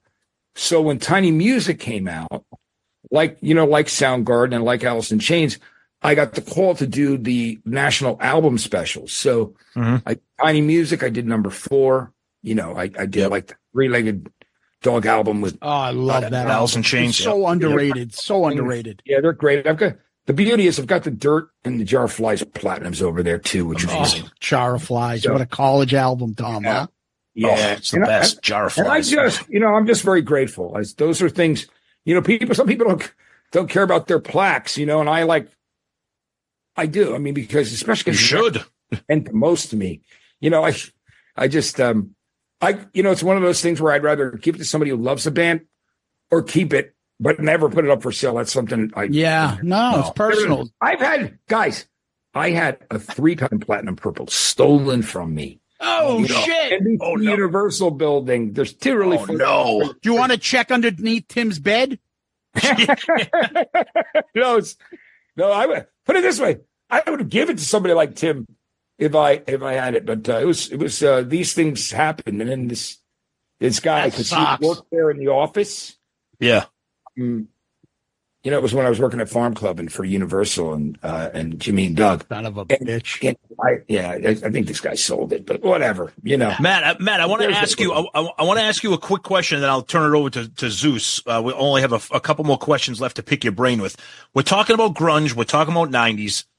What are your impressions or your thoughts on what Kiss did, or what some people think Kiss tried to do with Carnival of Souls, their grunge album? What are your, as a Kiss fan, as a grunge fan, where do you stand on that album? I personally love it. I think the Gene songs are amazing. I think the Paul songs suffer because that's not his strength to be dark and moody, whereas I think Gene, it really excels on that album. And the production, Toby Wright. Yeah, Toby Wright. Oh, I love Toby's production. Toby's such a great dude. Yeah. He's done so many great records, and you know what, man, I like some of the record. I've never been, I never took offense. I never looked at it like, oh man, they're trying to do the grunge thing, even though they were.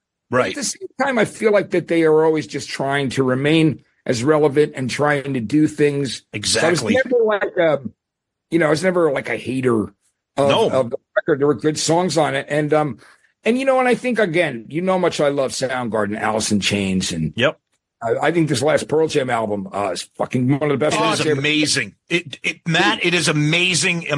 Tom doesn't stop. Here's the thing. It was so great because, Stone Gossard and I were doing an interview. I set the interview up to do some stuff for Loose Groove, and the new single was out, Dark Matter. He said to me, Matt, did you go to the thing, the listening party where they played some songs? I go, no, dude, I was sick right around the Grammys, which is crazy because I don't get sick that often. But, and he goes, I really want, you got to hear the album. I think I'm going to get a copy. So Stone sent me the album, Dark Matter. And it was locked right into your phone. It's with new technology, you have to have, you have to have a signal, and, they'll also have things in the signal. They know who leaks some shit. And, I wouldn't do that to my friends anyway. I always get shit. I will sometimes, not always, but get shit. That's fascinating to know what you guys, the big names, get beforehand, and like us fans, and how that works, how the artists do that. That's great. Well, it was amazing. It was just because I think what really went down is, those guys they were really proud of this new album, Dark Matter. Not that they haven't been proud of their past records, but he knows what I love. So he really wanted to know. So I went home that night. I put it on through my Bose speaker here. I listened to the record with my girlfriend all the way through. And then I went, oh my God, this record is fucking amazing. These songs are rocked out. McCready's ripping. There's Stones, Matt wrote some great stuff. I love the whole record, And Matt Cameron, one of my favorite drummers and great friends. Yep. I love him. So, so the thing was, I fell in love with it. He wanted me to get, review and tell him what I thought of, literally give him a review of the record. And so that night, after I listened twice, I wrote a review of every song of Dark Matter pretty much. And then the next morning did it. And I wrote to him, I go, hey, I didn't want to text you in the middle of the night, but I fucking love this record. This record is incredible. These songs are so great. And these lyrics, the feeling. And he goes, best text. He goes, and then he shared it with the rest of the guys. And and it was one of those things where, I kept saying to him, and then I eventually texted Andrew Watt, who produced the record. Mike Watt's from Minutemen and Firehouse. Mike Watt, there's a name I haven't heard in a while. Yeah. I texted Watt before the Pearl Jam album came out, about 2 weeks before, because I just couldn't stop listening to it. And he goes, and I wrote to him, hey man, I like what you did with the Stones and Ozzy and Iggy, but this is next level. I think it's one of Pearl Jam's best records in their entire history. I love this record. So he goes, and I said something into the effect of, it's got the urgency of verses. Yes. And Andrew Watt just texted me back, Versus is my favorite album of all time. So wow. So you know what I mean? So mission accomplished, man. He got what he's looking for. Yep. And those guys, so I love that record. I went to see them at the Forum. I will see him at Ohana Fest if I'm not working on another festival. But I love that. And I love when a band makes a record who's been around for a long time and you just fall in love with it. You're like, fuck, man. It's even late in their career. I just think that's I agree. I agree. It's not always that often that happens, you know. Jerry, I was going to. Hey, Jerry Cantrell's Brighton.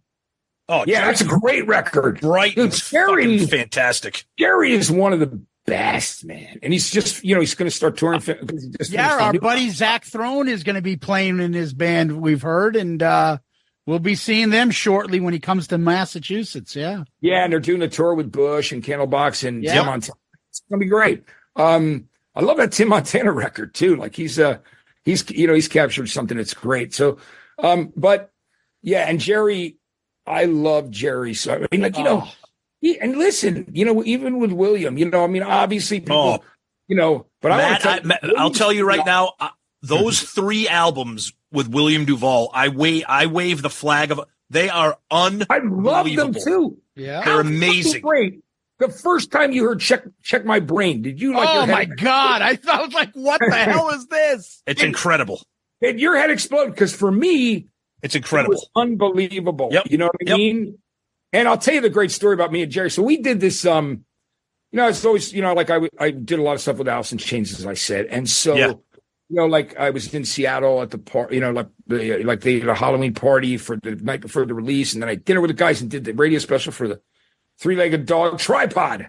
Tripod. Depends on your, whatever you feel like calling it. Yeah, but you can call it whatever you want. I fucking love that album. It's Me so too. underrated. I love that record too, man. Fuck, Grind from the very beginning. Thank you. Thank you. That riff is just right. It's so dirty. Oh my God. Oh, I love that record so much.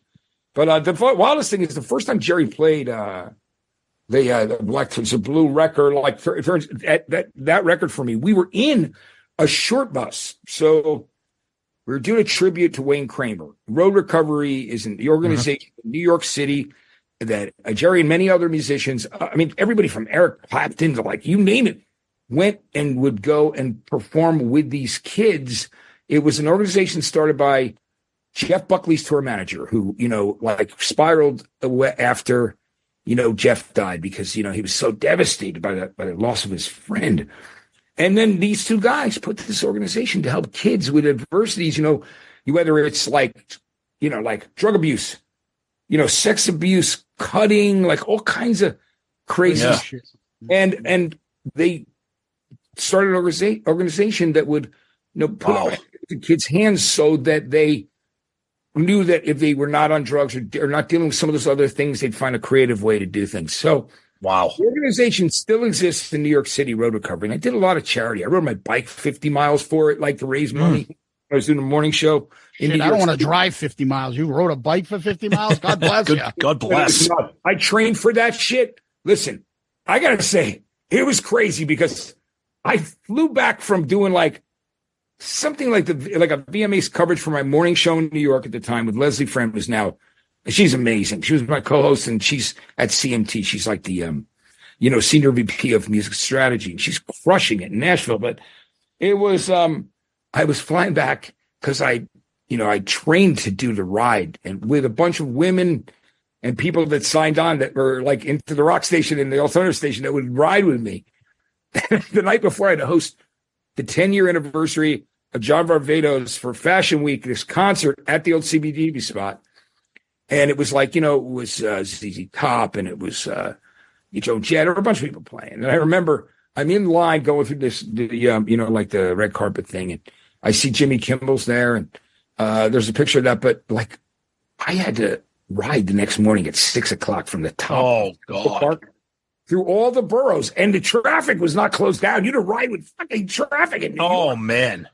So, and I had a couple of drinks the night before, just some wine. But regardless, I got up, and thank God it was an overcast day, because I rode that 50 miles, man, and I made it without. God bless you. God bless. I stuck in the bathroom like twice. Yeah. Fucking, it was nuts, man. We like went through all the boroughs. Sometimes you had to carry a bike over a bridge. Jesus Christ. But anyway, so we did that for that organization. But to get back to what that is, so Road Recovery is this great organization, a charitable organization, and every year, they only did 2 of these big concerts, and it was like 2009 and 11, maybe. But it was like, or 12. But first year they honored Wayne Kramer from the MC5 had just passed, and the second time it was Slash. And so we everybody came and played that one with Wayne. I mean, it was like Iggy, and it was Tom Morello, and Barry Farrell, and you just named a list. It's little Steven Van Zandt. I mean, everybody was there. Yeah. Unbelievable. And the next day, one of Wayne's wishes, because you got to do something for other people, something that you had a wish, and Slash did one too. Wayne wanted, because he went to prison for drug possession at one point, and had been clean and sober and helping people for a long time. So he wanted to do a Johnny Cash style concert in Sing Sing prison, and like in the cafeteria for nonviolent drug offenders. So the wildest thing in the world is the night after the concert, we all get in a small bus. It's me, Jerry Cantrell, Don Was, Tom Morello, William from Street Sweeper Social Club, Handsome Dick Manitoba from the Dictators, Billy Bragg, there was Perry Farrell. There was a long list of people that ended up playing there, and we got up there, we played. They did a concert of covers. People were going wild. You can't take pictures inside the prison, so there's one of us all on the stairs. Yep. Let's go outside.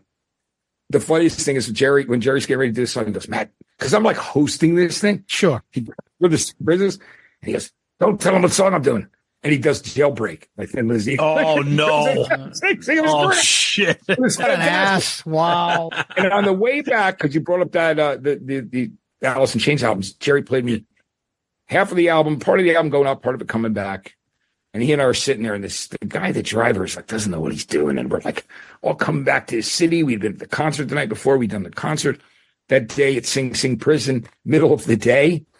And Jerry and I got to take a piss. And it's like, this guy drives down the side road by Central Park. We're like, what the fuck is this guy doing? He could have gone around the FDR. You know what I mean? Around the highways. Jerry and I got out of the van. We just were like, we're going to go find a place to relieve ourselves. And you see me and Jerry walking fast down the street.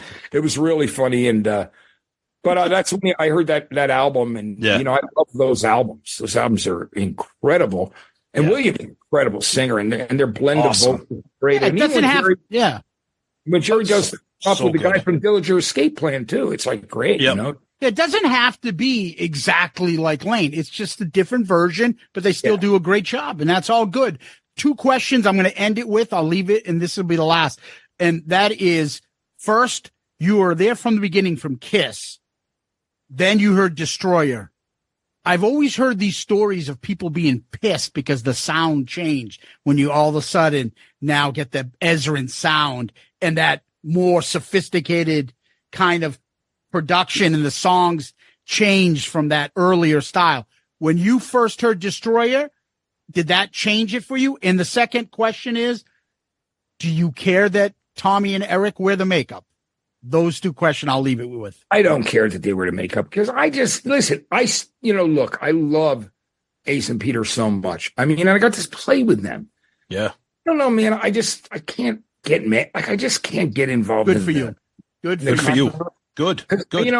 I of course love those. I love love Peter and Ace, because I got to perform with them. They were part of my of raising me. Sure. You know what I mean? But I understand that they want to do a show thing, and to introduce new masks again and do different things. Like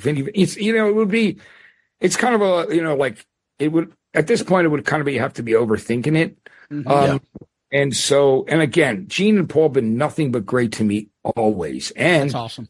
And Tommy Thayer, Tommy is when he was after Black and Blue, when he was doing those guys have been so cool to me. So I got no problem. And by the way, I loved Destroyer when it came out, because like I told you, when I heard Detroit Rock City, it was like there was a cinematic thing going. So that into granted, I mean, I had to get used to Great Expectations, right? It was a little different. Everybody did. That was a little, it took me a little time. I was like, okay. And not that I disliked it, but it was just different. And Flaming Youth, it was okay. I liked it, but Shout It Out Loud was like on the second side, and Sweet Pain and Do You Love Me were my songs on the second album, of course.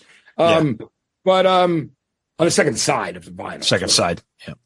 But no, I didn't give up on on them after that. That record meant a lot to me because me and my friends were like freaking. We were just thought it was so cool. Like Detroit blew our minds. Just the whole thing driving in the car. Nobody had done anything like that at that period. Storytelling in the song like that is amazing. Yeah. I mean, I think there were people, folk singers and different people, and even rock stars that told stories. But the fact that they made it like you were like there, and there was there. That was when most people had at the most 7 TV stations. You know what I mean? Or you had the radio stations that were only in your market unless you could pick up AM at night from like a drifting wave from another part of the country. You didn't see that much on television.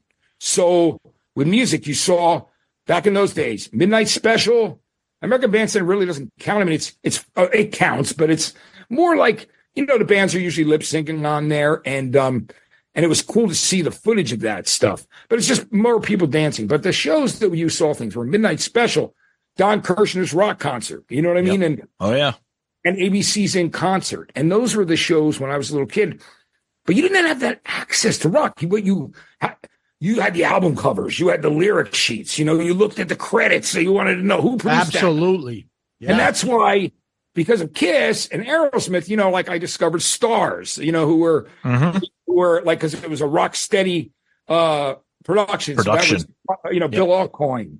And then it was also Jack Douglas. So Jack Douglas produced Aerosmith. I'm like, man, I love this guy. I mean, those Aerosmith records from Get Your Wings through Draw the Line and then more stuff later. But he was like, so that's how you find out about things. And Billy Squier was in a band called Piper. Yep. Boston guy. Boston guy. And I bought those 2 records because I heard one song on the radio, Who's Your Boyfriend? And I went, and I looked at the record. I said, oh, Rocksteady, that's connected to Kiss too. Cool, I'll buy this record. And then I saw Piper. I saw him with the Babies back then. I saw like everybody in those days. We would concert tickets weren't that expensive. Even for guys like us, I could do jobs, work fast food, clean and like whatever. So, but Matt, before we let you go here, before we wrap up, tell people, we always like to let our guests do plugs, tell us what you're up to, where people can find you, social media, websites, etc. Yeah, well, I do a show on KLOS, which also streams 95.5 KLOS or the website 95.5KLOS.com on Sunday night called New and Approved. And Gene's been on it before. Recently, I've had Geezer Butler on there. Wow. Steve Stevens, Slash, but everybody's done the show. Like even, I think the last interview I saw with Angus Young was the one I did during, the pandemic. But there's, a lot of new artists on there like Tim Montana as well. And, and current active rock bands like Papa Roach and Shinedown. And that's like a full on rock countdown show I do. And like weekly history. I also do I do the 88.5, the SoCal Sound, which is an independent, like alternative station that's like NPR that I just go on, like in different directions. But it's different. It's a little mellower, of course. And then I have a classic rock show called Flashback that's been on 180 FM stations in America, terrestrial, for the last 13 years. I've been hosting it. And that's awesome.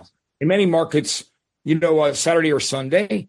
And then I also do this thing called the Weekly Rock Countdown for Live One, which is on in all the Teslas. So since they don't have Sirius in the Teslas, and of course I've done Sirius in the past too, but not currently. But I just keep doing things. I had the show The Power on Access TV, which is on hold right now just because there's some changes going there. And who knows what's going to happen there. And for me, you know what it is, guys? I'm always moving. I'm not really, I love it. So many different things. But I want people to know there is a book that I wrote called All These Things That I've Done. Yes. It's named after the song The Killers wrote about me. Yes. The whole story where I was, I was mentoring soldiers that came back from Iraq and Afghanistan by the request of the U.S. Army when I worked at Columbia Records, signing bands. Yes. Like, Crossfade. I'm sure you know that song Cold. And, and Coheed and Cambria and quite a few other bands. I did one of the Ozfest albums. Those things. And I did the WWF Forcible Entry album. That was also someone that I did. I remember that. Remember that record? But, I was going to say that book is out. You can get it on Audible. It's not me reading it though, because I just moved to San Francisco and my voice, I was doing like 4 radio shows because I've done morning shows in San Francisco and New York City, right? Right. K-Rock for like 10 years in New York doing my show, The Buzz, where I couldn't do full time because I was on MTV and MTV2. So, hey, I'm just a dude who loves rock and roll, loves Kiss. I've been around forever. I'm in my 60s. I'm still grateful. I'm sober. God bless, and I'm man. out helping other people that struggle now. I'm doing for other people what these great people did for me. And I'm, people can find me on social media at Matthew Pinfield on Instagram. It's Matthew Pinfield. And also probably Matthew Pinfield is the best way to find me on Facebook. And it's Matt Pinfield at Matt Pinfield on X. So, gotcha. But it's cool. And, again, if people want to check out the book, but it's funny, I'm going to write a new book, second book, because your ideas and your thoughts change. Of course. 5 years, when I wrote it, 2014 and 15, boy, that's 10 years ago. My life's changed drastically. I almost got killed when I got hit by a car. Yeah, I know. Yep. I know. Yep. I was lucky to survive. I've gotten sober. And I've had a lot of really incredible experience since then. You know what I mean? And we're lucky to have you, brother. We're lucky to have you. Hey, I'm grateful to be alive. And I just keep on working, man. I do public appearances when people want to hire me. I'm always open for that. You know what I mean? Love it. Just keep on going. And like the rest of the people out there, like all the guys that are flying the flag for rock and roll. Good. Well, he's the great Matt Pinfield. This has been an incredible time spending with you, Matt, talking everything from Kiss to grunge and everything in between. So grateful for your time, and God bless everything you're doing. Good luck moving ahead, and we're so glad to have you, man. Thank you. We'd love to have you back again. Thank you. Oh, yeah, we'll do it again sometime. Guys, you guys were really amazing. Zeus, Tom, what a pleasure to do this with you. Thank you so much, Matt. I'm glad that we all love the Kiss and love rock and roll. And I see your jar of flies back there on the shelf. I think that's the CD. That's the album. I'm not a vinyl guy. He got it for me because he knows how much I love that album. It's a college thing. Yep. That's great. I love that album. Oh, yeah. And then I got my purple box set in the corner. Oh, yeah. My Nirvana, my Nevermind box set there, too. Yeah, that's amazing too. That's a great plaque back there. The Nirvana went up there 4 times. Oh my God! Yeah, you sent us that in a text. I love that. I'm just, it's amazing. As I said, I was that kid who grew up loving Kiss, Aerosmith, Alice Cooper, David all the Bowie. good bands. I loved all that rock and Thin Lizzy. Love it. I loved AC/DC when Bon Scott came out. Man, I got High Voltage, and then it was like Let There Be Rock, Power Rage. You know what I mean? If you want blood, you got it. Hotter Than Hell, then Back in Black with Brian. So I was always looking for some rock, new rock. Love it. And if you want to call it alternative music, whatever it was, if it was fucking good and it was powerful, that's what I want. Love the passion. Matt, thank you so much, buddy. Thank you, Matt. Thanks so much for doing this. It was great to hang with you. Awesome. All right. Take care, guys. Tom, that was the great Matt Pinfield. Loved it. Tons of stories. Obviously, Matt has lived quite a life and been surrounded by quite a few superstars, musicians, etc. Had a lot of encounters, a lot of stories. He shared a ton of different ones with us. And wow, we just let him go. When you have stories like that, we don't interrupt. And it was great. We try to get a couple more questions in. Matt is a talker this side of Eddie Trunk and a few other of our guests. Well, when you spend your entire career, when you've been on radio your entire life and your job is to talk, God bless. Great story. He knows everybody. Oh my God, we could have talked for like days and days and days if we fucking let it. But God bless him. We loved having him. He's a fucking legend. We saw him when music was at its height at MTV and all that stuff. Yep. And he's on our show. It's kind of like. And he sends us texts and photos of all these great fucking albums that he has and mementos that he has. It's fucking fascinating shit. That was the great Matt Pinfield. Tom, let's go to question of the week. Our question of the week comes from Todd Steele. This is kind of a variation on a question that we may have covered in the past, but we say this all the time. We've been doing this show for a long time. Sometimes we may revisit similar topics, but this one talks about Eric Carr, and he says, what if Eric Carr had never passed? And then after Peter quits the reunion tour, they ask to bring Eric Carr back. Okay. Does he wear his Fox makeup, or does he start wearing the cat makeup because now Kiss has become like a legacy act like they do with Eric Singer in the cat makeup? There's way too many intangibles in this scenario. Way too many. Number one, we remember how it was towards the end with Eric. Yep. Prior to him being sick. Right. Him and Paul not talking. Well, we're just discounting that. Okay, right. But let me get to the point, though. All right, go ahead. So you have the fucking tension there. And then Paul does his tour. So again, then he brings Eric Singer in. Again, Eric Carr is pissy. So let's say he comes back and he stays in the band. Okay. There's no fucking way Paul is bringing him back. It's just not. So, and they also would not go back to bringing him back and then him wearing the Fox. There's no way. They're going back to the Peter Criss Catman makeup. They're better served bringing in somebody else to wear that makeup. Eric would not be invited back. There's no fucking way. And there's no fucking way they would let him wear the Fox. Again, I'm sorry. I wish I could play along, but it would make no sense. This would never happen. Okay. Well, I'm going to play along because this is not real life. So forget about Paul and the tension with him and Paul. I think they would bring Eric back, but I think the main question is here. There would be no way that they would ask Eric to wear the Catman makeup, and there'd be no way that Eric would do it. So one or the other. Eric wouldn't either they'd ask and Eric wouldn't do it, or they would never ask. So I think right there, there's no way Eric's gonna wear that. But either way, Zeus, I get your point. You answered it a little differently than me, and I get it because you're right. Before he passed later on, sadly, there was tension, and they probably would not have invited him back. Unfortunately, you're right. Yeah, but all that tension and all that pride that he had in being the Fox. Right. He's not going to want to wear Peter Criss's stuff. Never. And he's not going to fucking, they're not going to, like, do you see how Paul and Gina, they don't want to put up with fucking hissy shit. They already had to deal with Peter and Ace. You think they're bringing Eric back? They're not dealing with that attitude. They ain't going to deal with that shit. So no, I agree. They'd get a new guy, a third guy. If Eric Singer never joined the band, that's when they would bring him in, or somebody else. Right. Unfortunately, I think you're 100% right. But Todd Steele, we appreciate the question. We appreciate the support. Yeah. And checking out the show. Always appreciate the question. So thank you, Todd. Tom, where can people find us? Always go to our website, shoutitoutloudcast.com. That's you can find all of our episodes, Shout Out Loudcast, Dorm Damage, Album Review Crew, Zeppelin Chronicles, all of our rankings, all of the links to our social media, links to our Amazon shopping page, links to Shout Out Loudcast merch, links to our Patreon. Everything is there. And then links to our great guests that we've had on, guests like Matt Pinfield.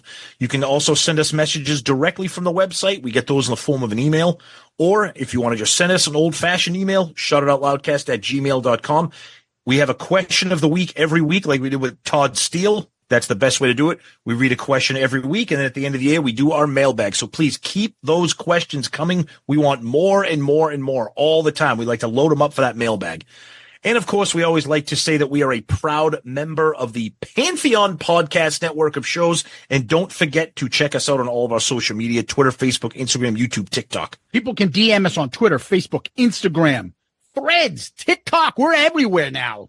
Check out our Spotify playlist. You'd have to find those, and you check our profile out, not the podcast part, and you'd see all our playlists.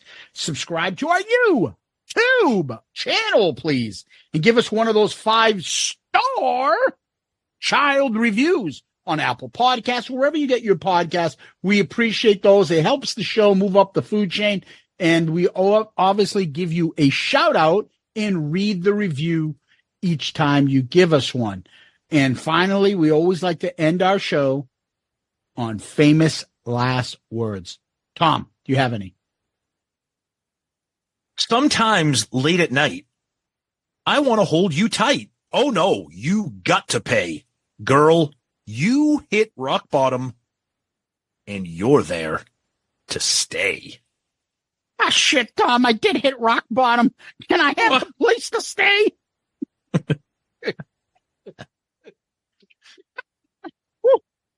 can you cool down the shed? I'm going to spend the 4th with you and Scout. All right, Tom. It's true. I'm not sure if you knew. I'm coming home to you. Matt Pinfield, Tom, Loudcasters, Kiss Army. Thank you. I hope everyone's had a safe and fun 4th of July, Independence Day, should I say, and 4th of July weekend. God bless this country and God bless America. Huge thanks to Matt Pinfield. Great time, buddy. Thank you so much for joining us and spending all that time. Loudcasters, Patreons, everybody out there, you guys rock. Happy 4th of July. Happy Independence Day. Stay safe. I hope by the time you listen to this, you have all 10 fingers, unlike Ace, who might have about 7 or 8. But thank you. Zeus, as always, my friend, thank you. Oh, fuck. I fucked up some of those awesome Ace socks. I think I'm missing a couple toes now. Oh, fuck. Peace out, Girl Scout. Hit the music. What I'd like now is for all you fat, out-of-shape, worldwide kiss-tards to keep the noise down while I show your ladies what a real sexy man looks like. Listen, all you people out there sitting on rented furniture, settle down. Cut the music. Anybody seen Richie? Anybody know why Richie did Bobby Lupo?